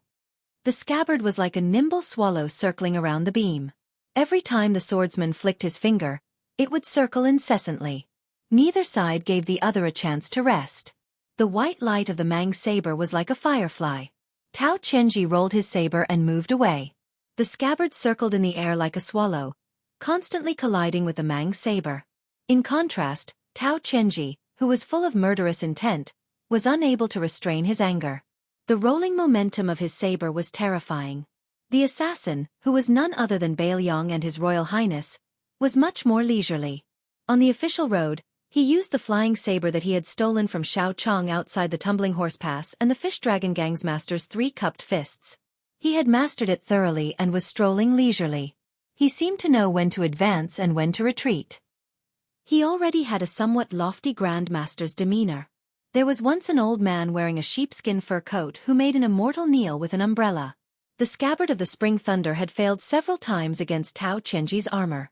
Su Fengnian's eyes suddenly became fierce. The sword intent in his chest suddenly poured out like a river. He unbelievably used the flying saber's scabbard to perform the embryonic form of the sword chi rolling dragon wall. The scabbard closed and the Spring Thunder finally returned to Su Fengnian's right hand. Tao Chenji knelt on one knee. Bei Mang's saber was stabbed into the ground. Thick blood flowed from his wrist along the blade. His armor was shattered. His whole body was badly mutilated. There were even some wounds where his bones could be seen. Tao Chenji raised his head and grinned. Boy, are you still not going to pull out my saber? Su Fengnian thought for a while. The corner of his mouth pulled up into a cruel smile. Then, he tirelessly performed the sword chi rolling dragon wall 10 times. After 3 times, Tao Chenji's armor was completely broken. After 6 times, only his right arm holding the saber was still intact. After 10 times of the sword chi rolling dragon wall, Tao Chenji's body was already smashed. He knelt on the ground with his hands on the hilt of his saber. Su Fengnian slowly walked forward and mercilessly used the Spring Thunder's scabbard to send him flying. The Fergana horse galloped over. Su Fengnian sneered and leaned to the side. He gently jumped up and wrapped his arms around the horse's neck. He bent his knees and leaned his body back. Taking advantage of the momentum, he flipped the warhorse over. It collapsed on the official road with a loud crash. The Fergana horse's entire back was smashed and it died on the spot. From beginning to end, Su Fengnian didn't waste a single word with this Beimang city magistrate, who should have had a bright future ahead of him. Su Fengnian stood up and allowed the rain to wash away the mud on his back. He repositioned the Spring Thunder saber and pulled out the umbrella. Facing the direction of Beimang, he pulled out the handful of yellow papers that he had deliberately left at the foot of the wall of the Wei residence and gently scattered them into the air. A 7,000-word chapter. Please receive a red ticket. Chapter 420. Walking in the heavy mud with an umbrella, Su Fengnian slowly tore off a piece of root mask and put it in his pocket. Among the 6 masks meticulously made by the southern Xinjiang witch Xu Xiu, there were 3 levels of air passage, root formation, and spirit. The air passage mask could be smeared and removed at will, but it would take a lot of energy to use the root formation mask. According to Xu Xiu, the mask could only be used once. As for the reincarnation mask, which changed one's foundation, one could not restore one's original appearance even if one was disfigured. The root formation mask could be used 3 to 4 times. Su Fengnian did not want any men of sacrifice to follow him. He left a puppet in Bailiang Palace as a smokescreen. After entering Beimang, he would inevitably become a thrifty miser. He would kill 6 second-rank martial artists, 3 Vajra martial artists, and 1 Finger Xian martial artist. This was one of the goals that Su Fengnian had set for himself in northern Mang. The reason why he chose Left City in Dragon Waste Province as the base of Northern Mang was mostly because of Tao Qianji, the city overseer. This former commander-in-chief who had been demoted in public but was actually promoted in private was placed in Left City by Northern Mang Royal Court. How could it be as simple as keeping Tao Qianji away from the grudges between him and the several members of the royal family of the younger generation? Northern Mang Empress sat on the throne of the royal court and cast covetous eyes on the Liang dynasty that had unified the spring and autumn period. She was truly acting as if she was sitting in the north and facing the south. Who dared to say that Tao Qianji was not a key pawn that she used to target Northern Liang Yuzhou? Although this person was only a martial artist who was close to second rank, Tao Qianji was far more than ordinary in terms of rallying the people at the border and the threat to Beiliang in the future. When he talked with Su Xiao secretly, he mentioned this new city magistrate. He said that killing Tao Qianji was equivalent to killing 3,000 Beimang soldiers. At this time, Tao Qianji, who liked to torture and kill Beiliang soldiers every day, had not yet stabilized his foundation. How could Su Fengnian not make a move? Tao Qianji could be considered to have died at a good time. Although Su Fengnian had taken off his mask and the simple and unadorned spring thunder saber at his waist was not very conspicuous, the 20 or so armored bodyguards had fled back to Yu City. Even if they were like a group of dragons without a leader, with Tao Qianji's achievements in managing the army, they were bound to set up an inescapable net. Su Fengnian had been strolling around the city for the past 2 days and had already thoroughly studied the layout of Yu City. Instead of going through the city gate, he chose a section of the city wall where there were few signs of human habitation and climbed up the wall like an ant attacking a city. The rain was still pouring down heavily. He climbed to the top of the city wall and leaped over it, landing lightly at the base of the inner city wall. He walked through the deserted alleys and narrow streets. Other than Tao Qianji, there were still other experts in Yu City. Small groups of cavalry roamed in different directions. The martial law was cleverly enforced, loose on the outside but tight on the inside. Su Fengnian was worthy of being called an expert when it came to this level of patrolling and searching. Naturally, he easily avoided them and even went to Zhouji's store to buy a tray of piping hot soup dumplings. From the time he left the Wei mansion to the time he returned, it had only been 3 hours. There was still an hour until lunchtime. The maidservant Chun Nong had been waiting in his room. When Su Fengnian pushed open the door, the bored girl was leaning against the windowsill in a daze and did not notice him. It was only when she smelled the aroma that she suddenly turned her head. She saw young Master Su, drenched in sweat, holding a tray of food in his hands. Her eyes reddened for no reason. Su Fengnian had no choice but to interrupt her brewing emotions. He teased, "Don't think too highly of yourself. I bought it along the way. Take it and eat it with Qiu Shui. As for changing clothes, I'll do it myself. I don't want to spoil your appetite." "Are you crying? Don't. If outsiders see me, they'll think I'm worse than a beast. I want to take a tray of soup dumplings and elope with you back to Beiliang." The young maidservant sniffled. Seeing young Master Su's determined expression, she hesitated for a moment before giving in to the gluttonous bug in her stomach.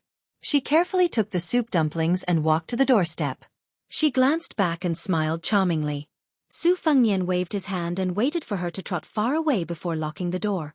He took off the spring thunder and placed it on the table. He took out the tightly wrapped knife manual and a stack of dough. He did not take off the silk armor that was warm in winter and cool in summer.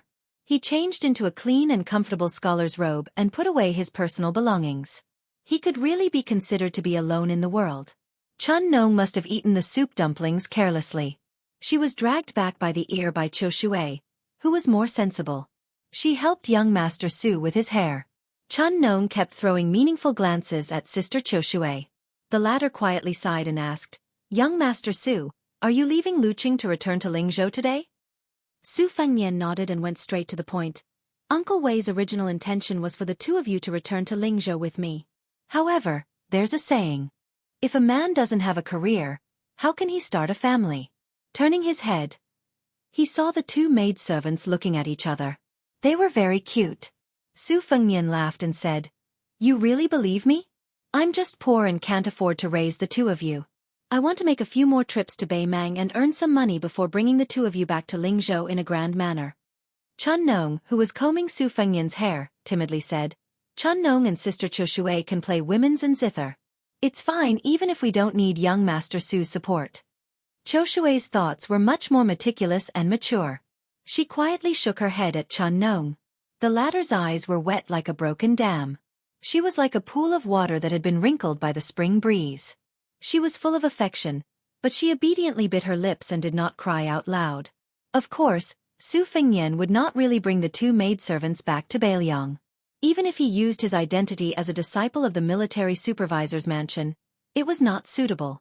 Furthermore, his real identity was like a lightning pool. If he stepped into it carelessly, he would easily be crushed. The two delicate 10 golden lotuses were best grown in such a quiet environment.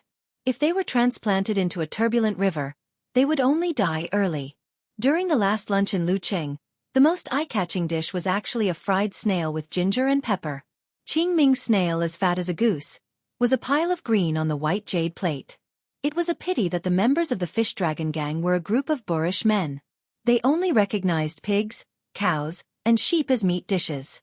They did not know how difficult it was to find these seasonal snails from the muddy ponds and streams in Jiangnan and transport them alive to Beimang. Fortunately, there was a roasted whole lamb at every table, which made the Fish Dragon Gang feel greasy. Today, Lu Nerong had said that they were not allowed to drink, which was a bit of a fly in the ointment. However, after Xiao Bangzhu and foreign guest Gong Sun left, Miss Lu became more and more at ease. Gradually, she became more and more independent. The members of the Fish Dragon Gang were sincerely convinced. The tears on Chun Nong's cheeks disappeared, but she was in low spirits. On the other hand, Qiu Shui was still graceful and considerate. She stood beside Su Fengnian, picked out the meat of the snails with a bamboo stick, and put them on the plate one by one. The old fox Wei Feng's generosity had already won the favor of the Fish Dragon Gang. They knew that Grandpa Wei was rich and powerful, and he was a tycoon who had a firm foothold in Beimang. Naturally, he was arrogant. Otherwise, many people would want to recognize him as their godfather. Originally, they did not know much about Grandpa Wei and did not like him. Now, it was obvious that he was related to Grandpa Wei. Many people completely lost the courage and interest to challenge Grandpa Wei. They began to think about how to be more friendly on the way back to Bailiang to make up for the estrangement from the northbound trip. Wei Feng smiled and said, "Nephew, fried snails are like old wine. Even the king of hell would not leave. This fried qingming is not a famous dish, but it's really hard to enjoy this taste in Beimang. You should try more." He should really treat him as his nephew. Wei Feng did not continue to be polite. He turned to Lu Nerong and said with a smile, "Miss Lu, Grandpa Wei still said that if you really want cash, you can immediately send it to the Fish Dragon Gang's carriage. The Wei family also has some strong men who can help to escort. I dare not boast, but I can still squeeze out 20 men." Lu Nerong shook her head and said with a smile, "It's too rash to bring tens of thousands of taels of silver to the border. These days, the Fish Dragon Gang has been treated with great care by Grandpa Wei. We have spent too much money, and we really don't have the face to let Grandpa Wei worry about us." Lu Nerong trusts Grandpa Wei, and also trusts the two banks in Bailiang and Beimang. Wei Feng stroked his beard and smiled without saying anything. Lu Nerong raised her cup. "Lu Nerong does not dare to drink too much, but I respect Grandpa Wei very much. I will toast Grandpa Wei 3 times on behalf of the Fish Dragon Gang. Grandpa Wei, you can drink as much as you want." She drank 3 cups in a row without spilling a drop. Wei Feng took a sip and put down the cup, but no one thought that the old man was putting on airs. During this period of time, in addition to relying on the Wei family to live a happy life in the city, they also heard a lot of anecdotes about Grandpa Wei, which were more interesting than the stories told by the storytellers in the tea houses. The wind and rain stopped, and many people went out to visit the tombs on the street. When they came, there was a carriage with goods and a Gong Sun Lianqiu with a horn bow at his feet. When they left, there was only Su Fengnian with the spring thunder saber in the corner. Before getting on the carriage, he bowed to Wei Feng. This time, the latter did not pretend to be angry and accepted it calmly. Watching the Fish Dragon Gang go farther and farther away, Wei Feng withdrew his gaze and glanced at the 2 maids, Chun Nong and Qiu Shui, who were not able to send him off. He frowned and moved his lips slightly, but it was unclear what Grandpa Wei said. Passing by the city gate, Su Fengnian, who did not have the spring thunder saber, took the initiative to get off the carriage. The guards at the city gate opened the entry records and checked them carefully one by one. After confirming that there were no mistakes, they let them go. 100 steps away from the city, Su Fengnian, who was leading the horse, subconsciously looked at the city gate and saw a woman with a mink hair covering her forehead standing side by side with the well-dressed retainer. She made a fierce gesture of cutting her throat with a knife. Su Fengnian smiled. Are they all rushing to die on the Qingming festival? Stay in the city? Stay. At this moment, Su Fengnian had the impulse to draw his knife. A princess with a xianbei hairstyle on her waist. Her head seemed to be no lighter than Tao Chenji's head. Chapter 421. Finally, God's face was no longer gloomy. The sky slowly cleared up, and the first ray of sunlight shone through the clouds that had been cloudy for many days. The plump woman wore a mink headband on her head and a jade belt on her waist. She held a satin umbrella in one hand and swung it back and forth. She looked down at the slender man who had left the city with the fish dragon gang. After doing that bloody action, she seemed to be amused by herself and burst into laughter. The old man in embroidered clothes beside her could not understand her master's thoughts. He asked in a low voice, "Princess, why are you competing with this Bailiang commoner? Do you need me to take action?" 2 days ago, Princess Hong Yan, who had personally gone to the city lord's mansion to deliver the message to Tao Chenji, shook her head slightly. She stopped laughing and said playfully, "Old Dragon King, I'm just playing around. I don't know why I can't help but want to bully and scare this guy when I see him. But it's strange. Even though I know it's impossible, I still feel that this guy has something to do with Tao Chenji's death.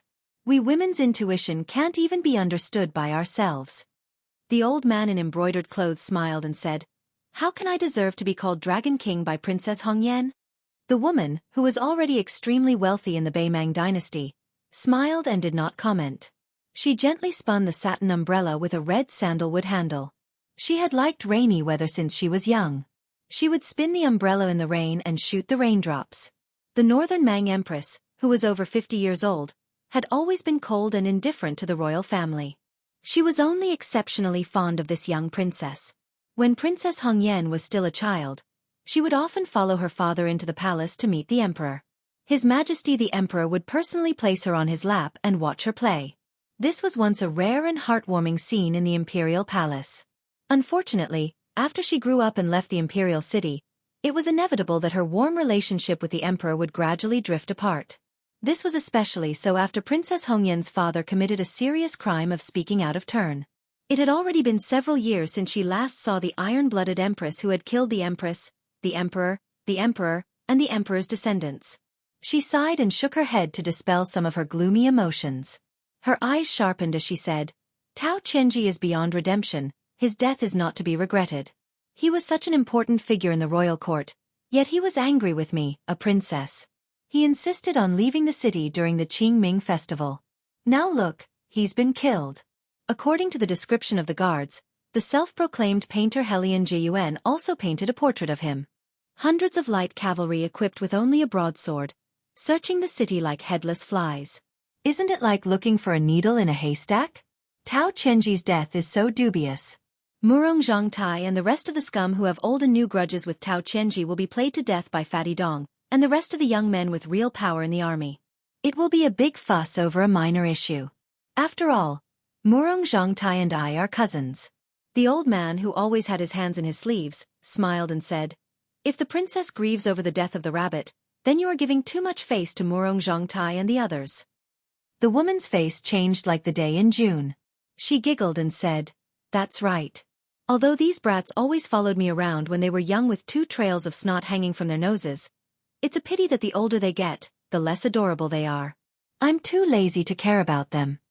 The old man in embroidered clothes naturally didn't rely on flattery to become one of the top officials in Jade Toad Province. He narrowed his eyes and said, "Tao Chenji was an expert in both horse and foot combat when he was young. If he practiced his broadsword technique for more than 10 years, he might have a chance to reach a higher level. That Gu Jiantang in the south was a great grandmaster who relied on killing people.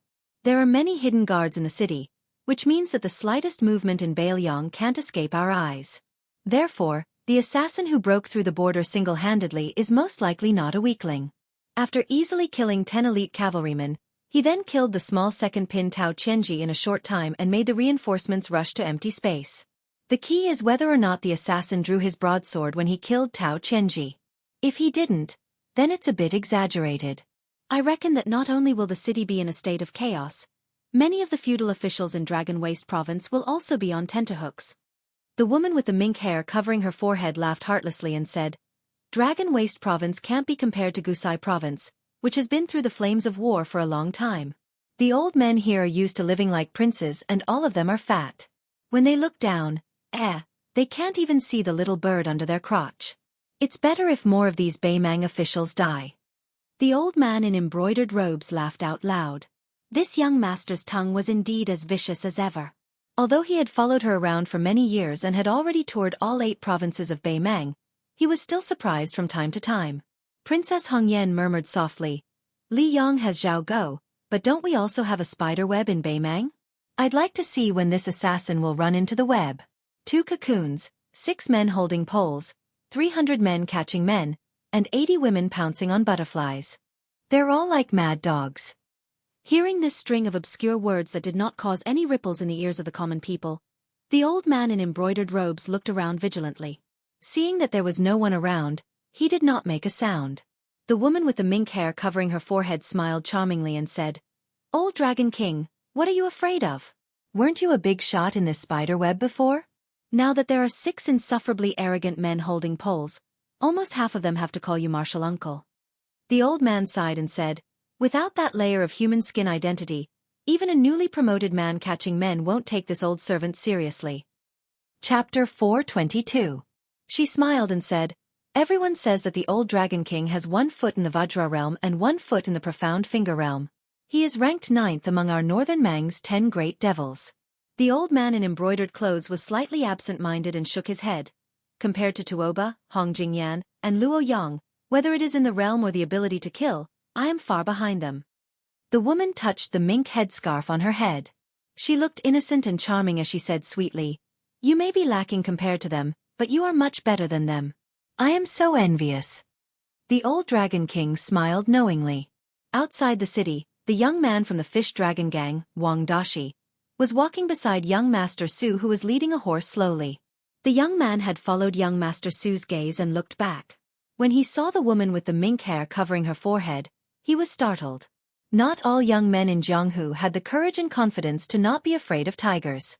Wang Dashi was very afraid of this enchanting woman who had hooked up with the soldiers at Tumbling Horse Pass. From the bottom of his heart, he felt that she was both dangerous and indecent. Su Fengnian mounted his horse and came to Lu Narong who was leading the group. He said directly, I will part ways with the Fish Dragon Gang when we reach Yanhui Pass. There are some private matters that the general's residence has asked me to deal with. In the carriage, there is a small box of fire pleats that I asked for from the Wei residence as well as a few calligraphy and paintings that Old Man Wei gave as a gift. It is also an additional compensation from the general's residence to the Fish Dragon Gang. Miss Lu can decide whether to accept it or not. In order to build a relationship with the government, it was not appropriate to give real money as it would easily violate taboos. It was better to give a few tasteful treasures to play with. Moreover, it was not necessarily useful to just worship the Bodhisattva in the temple. They also had to bribe the monks guarding the door. The Fish Dragon Gang was really terrible in this regard. The more you lose the initiative and want to make up for it, the more you can't rush it. Actually, old Chief Lu has a good reputation in Lingzhou. As long as you're willing to lower your head, it won't be difficult for you to break the deadlock. In the end, don't look down on those old men who lower their heads and smile apologetically. They also have embarrassing situations where they lower their heads and lower their heads. If you think about it from another angle, unless the King of Hell sends the black and white impermanents to take their lives, there's actually no obstacle in this world that can't be overcome. Lu Narong coldly glanced at Su Fengnian. She pursed her lips, revealing her sharpness. This girl was like a piece of unpolished jade. After being polished by life, she became more and more resplendent. Su Fengnian didn't mind her deliberate indifference and continued, I'm just saying this because I want to leave on good terms. Lu Narong turned to look at Su Fengnian calmly and said, I won't throw it away, nor will I find it dirty. The fish dragons deserve it. Su Fengnian smiled and turned to point at the youth who was running with his head down on the muddy official road. He whispered, Lu Narong, do you know that he likes you? Lu Narong followed his finger and saw the unknown youth in the fish dragons. She was stunned. Su Fengnian looked straight ahead and slowly said, Don't misunderstand. I'm just telling you the truth. Otherwise, You might never know that there's such a fool who has a one-sided love. Lu Nerong frowned. I actually know. Su Fengnian didn't linger and annoyed her.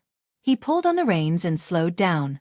Although he was no longer as cynical as the young heir after 2 different travels, no matter how good his temper was and how smooth his temper was, he wasn't so thick-skinned that he liked to be scolded and looked for supercilious looks. As for why he took the blame at the Wei residence and didn't explain the cause of Xiao Chong's death, it was because Lu Nerong was burning with anger at that time. If he explained it, it would be a cover-up. Why bother? Moreover, if she wanted to hate, then let her hate thoroughly. His Royal Highness had walked step by step all these years. He was almost numb to this kind of misunderstanding. Wasn't this the guilt His Royal Highness felt for forcing Gong Sun Yong to his death? Returning to the youth side, Su Fengnian laughed in a low voice. Wang Dashi, just now I told Miss Lu that you like her. Wang Dashi was first shocked, frightened, and alarmed. Then his face flushed red and he almost cried. Young Master Su was the person he admired and was most grateful to in his life. How could he dare to blame him? He could only lower his head and shake his shoulders. It was obvious that he had been wronged to the point of choking. Su Fengnian smiled and comforted him. I lied to you. Wang Dashi raised his head, unable to speak. He was at a loss and disappointed. Su Fengnian smiled. Wang Dashi, I'll teach you a good way to pursue a girl. Do you want to hear it? It's a real story. Wang Dashi hurriedly wiped his eyes and said in a low voice, Young Master Su, just say it.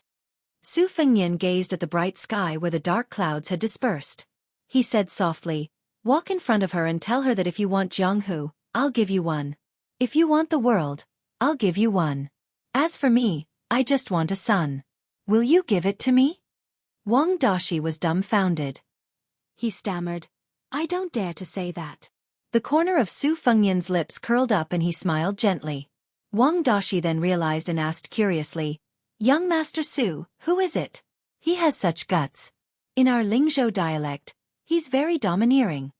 Su Fengnian said softly, My father. Chapter 423. Su Fengnian really wanted to tell this ignorant youth who had just entered the Jianghu that those great heroes in white robes and wielding swords in front of people also had to worry about their 3 meals a day. Those beautiful women who seemed to be above the common populace would also have such petty thoughts. Those vassals who flaunted their power also had the grievance of swallowing their teeth and blood. But in the end they gave up. It was good to have one more day of daydreaming about the Jianghu dreams of a youth. Su Fengnian bent down and rubbed the soft mane of the brown horse he sat on. His father, who had been rude to his wife the moment they met, had received a beating. But what surprised the world was that this young soldier from the East Liaoning expedition had escaped death again and again, and climbed to the top of the court step by step. Other than the armor that was no different from that of an ordinary general, he had also put on that blue satin python robe that everyone in the dynasty knew about. But in His Royal Highness's eyes, the King of Bailiang, the pillar of the country, the great general, these awe-inspiring titles, probably because it was dark under the lamp, he rarely thought deeply about them. What he remembered the most was Su Xiao sewing cloth shoes year after year. In his youth, he had felt that Su Xiao was extremely bored. And now, he still felt that Su Xiao was boring. Boring. Boring. The butcher Su Xiao had many things to say. Zhao Chongling was dead. So many of his old brothers who had lived but not died with him were dead. He had never taken another consort.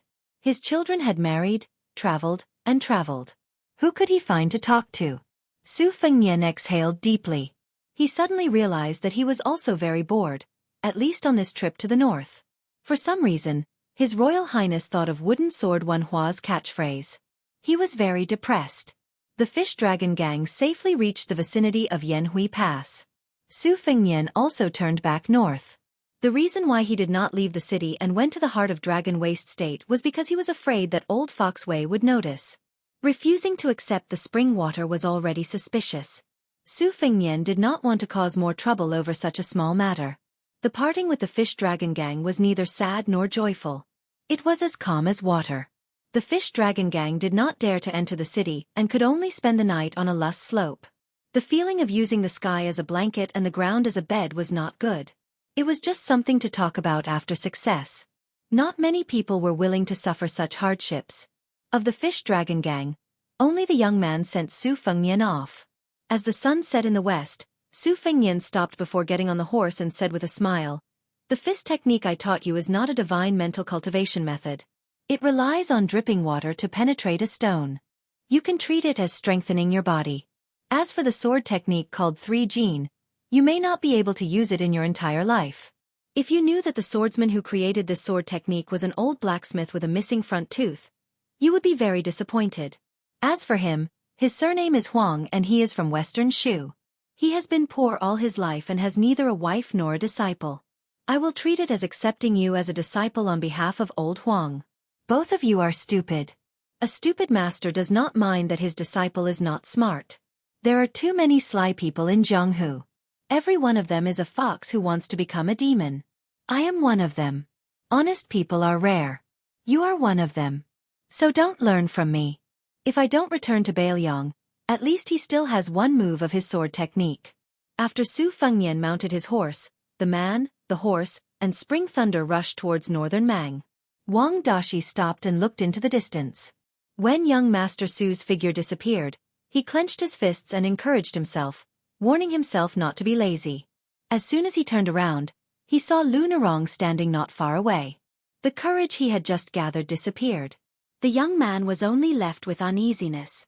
Lu Nerong laughed it off and walked back to the hillside together. No matter how slow Wang Dashi was, he could see the tension between Lu Nerong and young Master Su.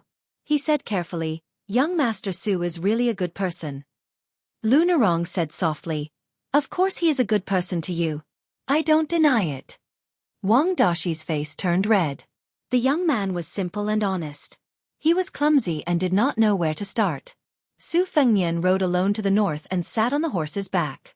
He used the basic Taoist incantation to cultivate the qi of 1 inhalation and 6 exhalations, which was seamless with the horse's back.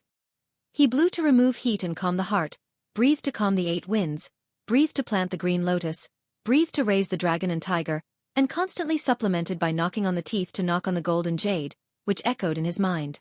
As time went by, the qi of the body was like a bear's meridian and a bird's extension, which formed the 3 pure heavens. The most obvious thing was the formation of a layer around the heart. Different Taoist scriptures had different descriptions.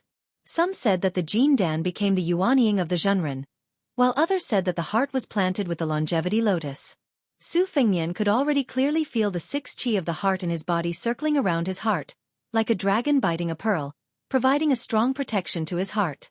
However, Su Fengnian was still far from reaching the state of introspection, but in the process of crazily absorbing the qi of the yellow court, he had a vague embryonic feeling of borrowing the celestial phenomenon and earth qi. Although there was still a layer of window paper to break through to the Vajra realm, Su Fengnian was confident that the Vajra realm was more similar to the heavenly king form of the white-robed monk of the 2 Zen temples, which was different from ordinary top martial artists. Otherwise, he would have died under Miss Hehe's hand knife attack. The mysterious qi of the yellow court was that before the heart was exhausted, even if the limbs were broken, it would seriously affect the combat power. It was much more practical than the priceless silk armor on his body. Therefore, it was easier for the sages of the 3 religions to approach the land immortals than the dragons and pythons of the Jianghu. However, a high realm did not mean that one would be strong in killing people. Although Buddhism also had the saying that the Vajra glaring eyes could subdue the 4 demons, they still paid more attention to the Bodhisattva's benevolent 6 paths. This was also the painstaking effort of the Beimang Martial Arts Evaluation, the National Advisor Qilin Immortal, and the host of the 2 Zen temples to be independent of the evaluation. As for Tsing Yi Chao Chongqing, one should know that this person was once a peerless Confucian general who led troops to kill. He was known as the weirdo who made the heaven and earth kill. He was the #1 weirdo among the millions of scholars in the Liang and Beimang dynasties. As his realm increased, Su Fengnian's perception of the heaven and earth increased clarity of heaven and earth. When he thought of the meeting on Gongnam-do, he could feel Chao. Chapter 424. With the protection of the slender female warrior, Su Fengnian finally reached the 2nd floor safely after paying the deposit. The female owner of the inn, who looked unusually steady, personally carried a basin of well water and placed it on the shelf before leaving with a smile. Su Fengnian washed his face. Since his skin dared to claim that it was rooted in the ground, a normal grooming would not hinder him. The basin of well water was already very muddy. Feeling refreshed, Su Fengnian pushed open the window and turned his head to look at the wine bowls and tea sets on the table. They were actually expensive Jiangnan craftsmanship, with 3 colors of yellow, purple, and green, extremely beautiful. No wonder the inn dared to ask for 50 taels of silver as a deposit. This duck-head green inn's business was booming, so it should not be an unscrupulous inn that used human flesh to make buns. Seeing the female owner chatting and joking with the Jianghu heroes without regard for them as strangers, Su Fengnian felt relieved. He did not dislike fighting and killing, but if he had never met each other, it would be really boring to fight to the death just for money. It was not easy to wander Jianghu. Who would want to drown in Jianghu? There were 6 dining tables in the courtyard, with more than 20 people sitting there. Most of them were bare-chested and had hairy chests. When they drank and ate, their chest muscles, which were more spectacular than a woman's chest, trembled. Fortunately, these heroes could still maintain their amazing appetite. Shoddy knives, swords, and axes were casually placed on the table. There were few good ones. Bei Mang was short of copper and iron, and Bei Liang was strictly controlled. Even if one brought a hoe across the border, he would have to meticulously register it. When the wandering heroes of the Liang dynasty went out to gain experience, most of their weapons were of high quality, but their horses might be much worse than those in Bei Mang. After all, the horse farms in Bei Mang were much better. It was not easy to raise mature horses to fight in an army, and the 8 prefectures also kept a close eye on them. However, it was not difficult for rich heroes to spend a lot of money to get 1 or 2 horses to decorate their shop. Su Fengnian did not care about the boorish men in the courtyard who were full of vulgar words. However, the relatively quiet diners at the tables on the first floor of the inn were not simple. Among them, the diners at the 2 tables in the corner were all strong men. Most of them had the valiant spirit of soldiers that Su Fengnian was familiar with. The moon surrounded by stars was a white-haired old man with a conspicuous red mole between his eyebrows. He looked calm. A handsome and unruly swordsman in white sat alone at a table, drinking wine leisurely. His white scabbard was wrapped with silver threads, and the golden tassel on his sword was very eye-catching. The seniors of Jianghu had earnestly advised him not to reveal his true colors, but this swordsman did the opposite. He definitely had something to rely on. At the other table sat a young woman and a young girl, dressed in silk and satin. In the chaotic duck-head green inn, they looked especially pure. The young girl had red lips and white teeth, and looked 70 to 80% similar to her mother. When Su Fengnian went upstairs, he caught a glimpse of the child standing innocently on the bench from the corner of his eye, asking her mother to eat this and that. The young woman with an oval face had a lot on her mind. Her face was gloomy, but she forced a smile to deal with the child's coquettishness. Su Fengnian did not plan to go out to find food. He exhaled a mouthful of turbid air and reached out to cover his ears. His fingers were placed behind his head, and his index finger overlapped with his middle finger. He slid it down and lightly tapped the back of his head 24 times, knocking on several major acupoints of the Feng Mansion's Phoenix Pond. It was the great yellow courtyard's double cry, heavenly drum sinking heavenly water. Inside his body, the sword aura rolled and rolled like a dragon wall. It could be said that he was in an abyss of suffering. After the time it takes to burn a stick of incense, he heard the sound of the door next door opening and closing. Judging by the weight of the footsteps, it was undoubtedly the mother and daughter. Su Fengnian stopped breathing and took off his outer garment. He sat cross-legged on the bed and flipped through the saber manual. The 6th page was the incomparably domineering sword aura opening shoe style. The 7th page was the thin stream swimming fish style. According to the rough annotations in the words, it was probably Wang Xianji's enlightenment when she crossed the stream to catch fish when she was young. It was combined with the quintessence of a sword expert who returned from the martial emperor city with his sword broken. It was like a fish swimming in water. It was also like a mountain range that stretched endlessly. Su Fengnian could not grasp the context of this style. He sighed and lay back, closing his eyes and concentrating. The great yellow courtyard was the supreme heart sutra of Taoism. Su Fengnian had been forced to clear his mind and restrain his desires for the past 2 years. It was glorified as golden chamber ceiling, which made people go crazy. If word got out, he would be laughed at to death by Li Hanlin. Su Fengnian bent his finger and lightly flicked the scabbard of the spring thunder saber. He heard the light tapping sounds from next door and the tender voice of a child singing a Bei Mang ballad. It was faintly melodious and had a unique charm. The green grass grows next year, the wild geese go and come back again. The spring breeze blows this year. Will the young master return? The green grass is green on the green flagstones. On the green flagstone bridge, A man in green hums a tune from Jean Ling, whose daughter smiles with her head lowered. Su Fengnian felt comfortable listening to the song. He smiled and pricked up his ears to listen to the ballad. However, the good times did not last long. A violent sound of horse hooves could be heard and even the inn shook. The jingling stopped and the ballad stopped. Su Fengnian sat up and walked to the window. He saw that in the dust, nearly 100 armored cavalrymen had swarmed in. The leader was a white-robed young master riding a black steed that had been tamed by the king of wild horses. He directly smashed the inn's courtyard door. Other than 5 or 6 cavalrymen who followed him into the courtyard, the rest of the cavalrymen stopped outside the inn. Dust rose everywhere. The cavalrymen and horses were one entity. This kind of tacit silence and solemnity was far more suffocating than shouting and provoking. Su Fengnian glanced at the general sitting on the black steed. He held an iron spear in his hand and wore a xianbei hairstyle with a jade buckle. However, he was one nobility lower than the woman with a mink forehead. Su Fengnian directly closed the window.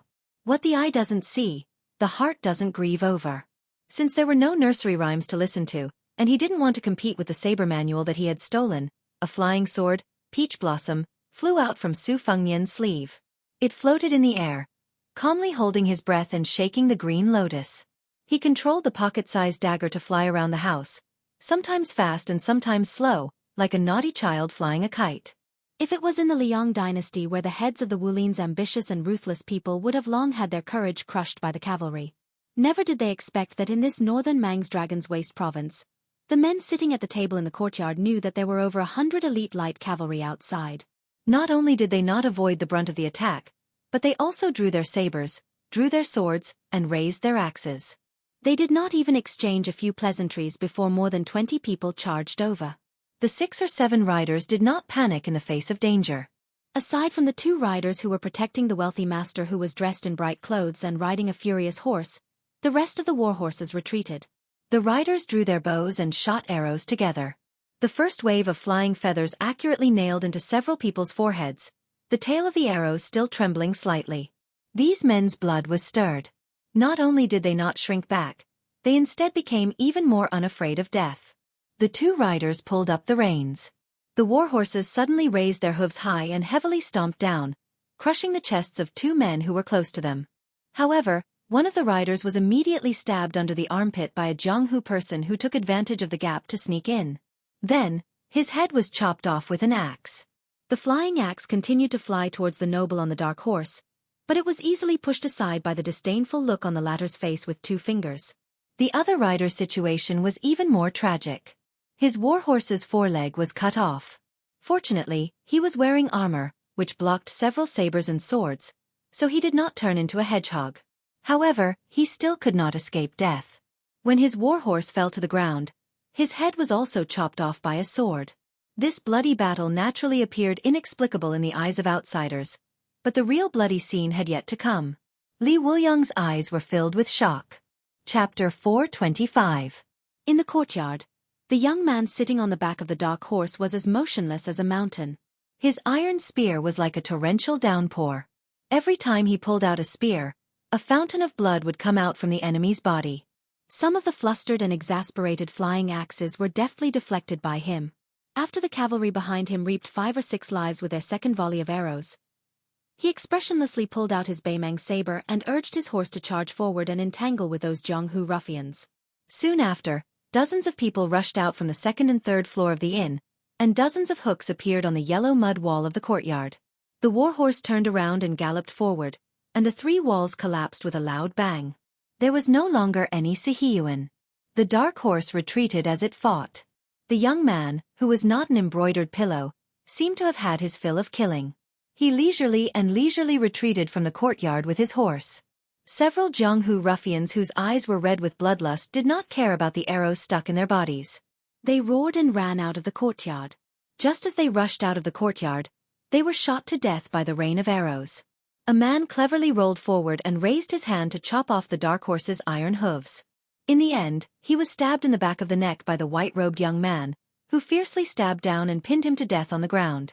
This white-robed young man with an elegant face twisted the iron spear and flipped the corpse over. The iron spear still did not let go of the corpse and smashed the man's face into mush. Su Fengnian heard footsteps and put away his flying peach blossom sword. After he got up, he heard a knock on the door. It was the shop owner. This strong woman carried a plate with a roasted lamb leg into the room, along with some snacks for eating. She smiled apologetically and said, "Sorry to disturb you, young master. It's true that the other rooms are occupied by customers who want to kill. Most of them are old acquaintances who have had dealings with money. As the lady boss, I don't have the face to look for a place to watch the show. So, I came to you shamelessly. Take this lamb leg as a gift for young master. Let me stand by the window for a while. What do you think?" Su Fengnian nodded and smiled.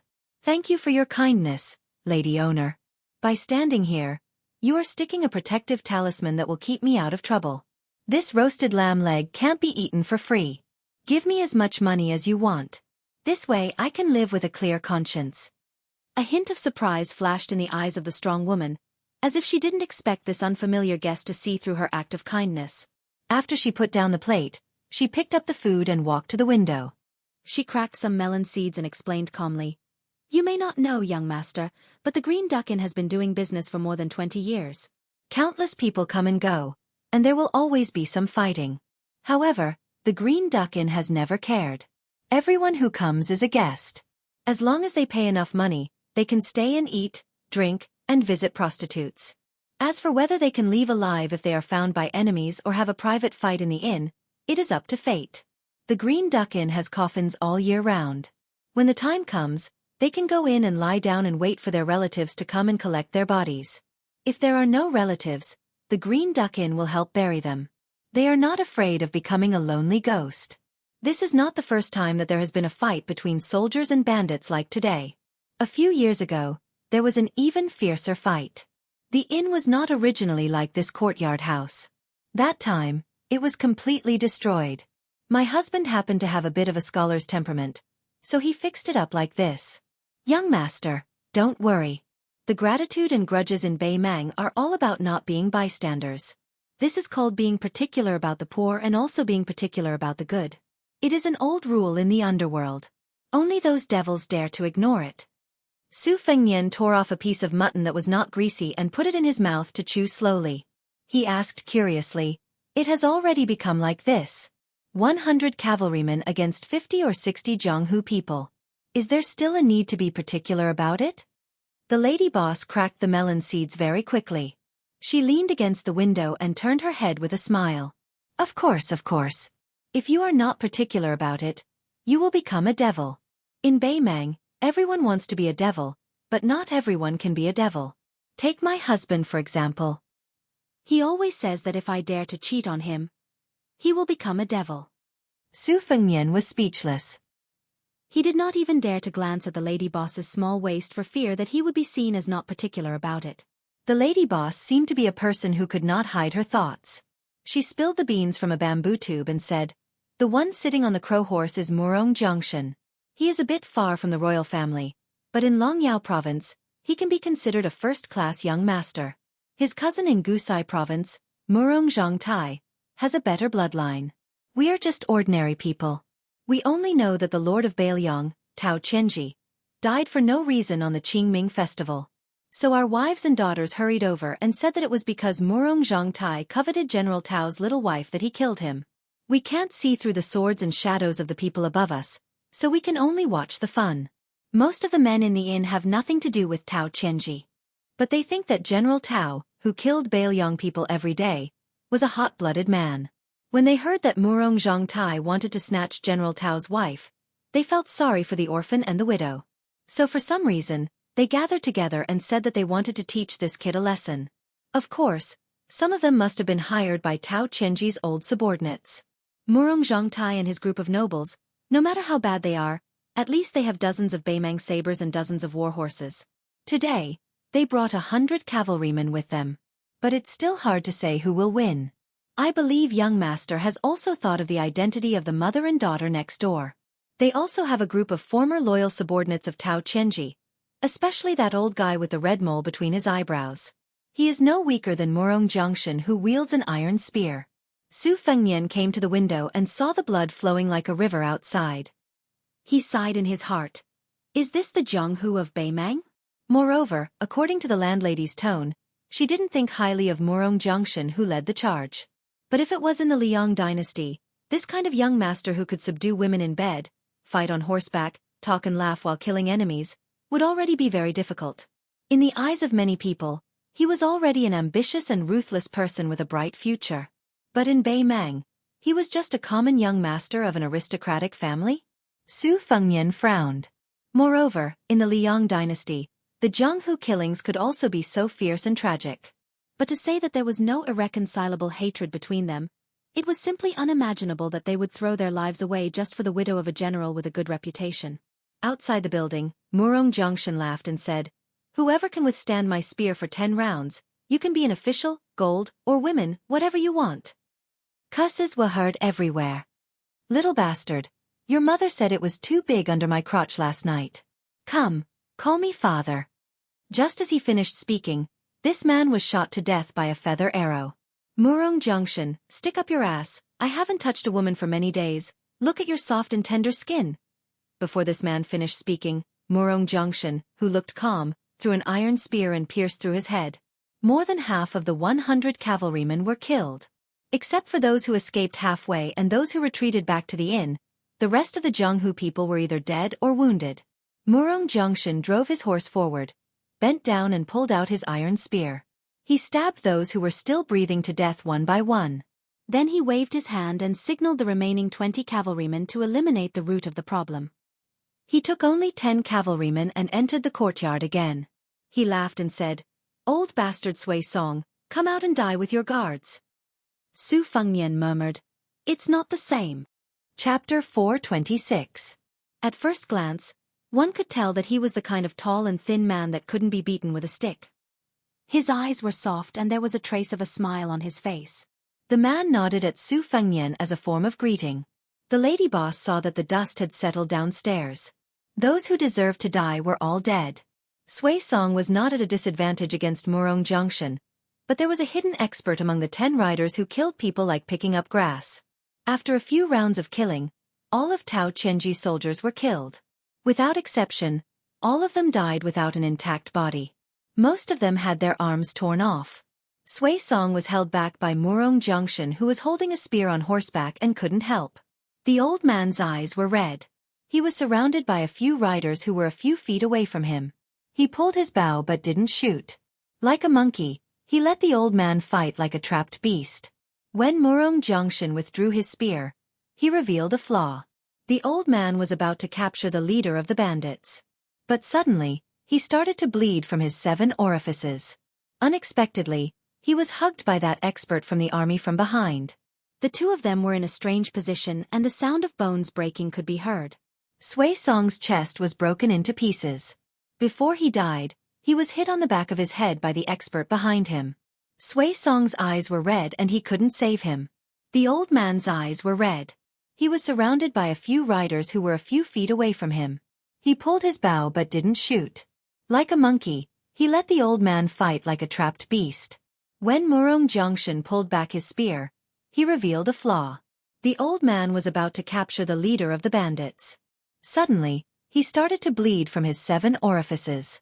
Unexpectedly, he was hugged by that expert from the army from behind. The two of them were in a strange position. This expert from the Beimang army turned his head and looked at the window where the lady boss was standing. He was about to jump up from the ground and rush into the room on the 2nd floor to kill. Murong Junction was holding his spear on horseback. He signaled this guard from the Imperial Guards Bureau to not act rashly. In the palace of Beimang, there was a group of cold-blooded guards that were at the top of the military force of the dynasty.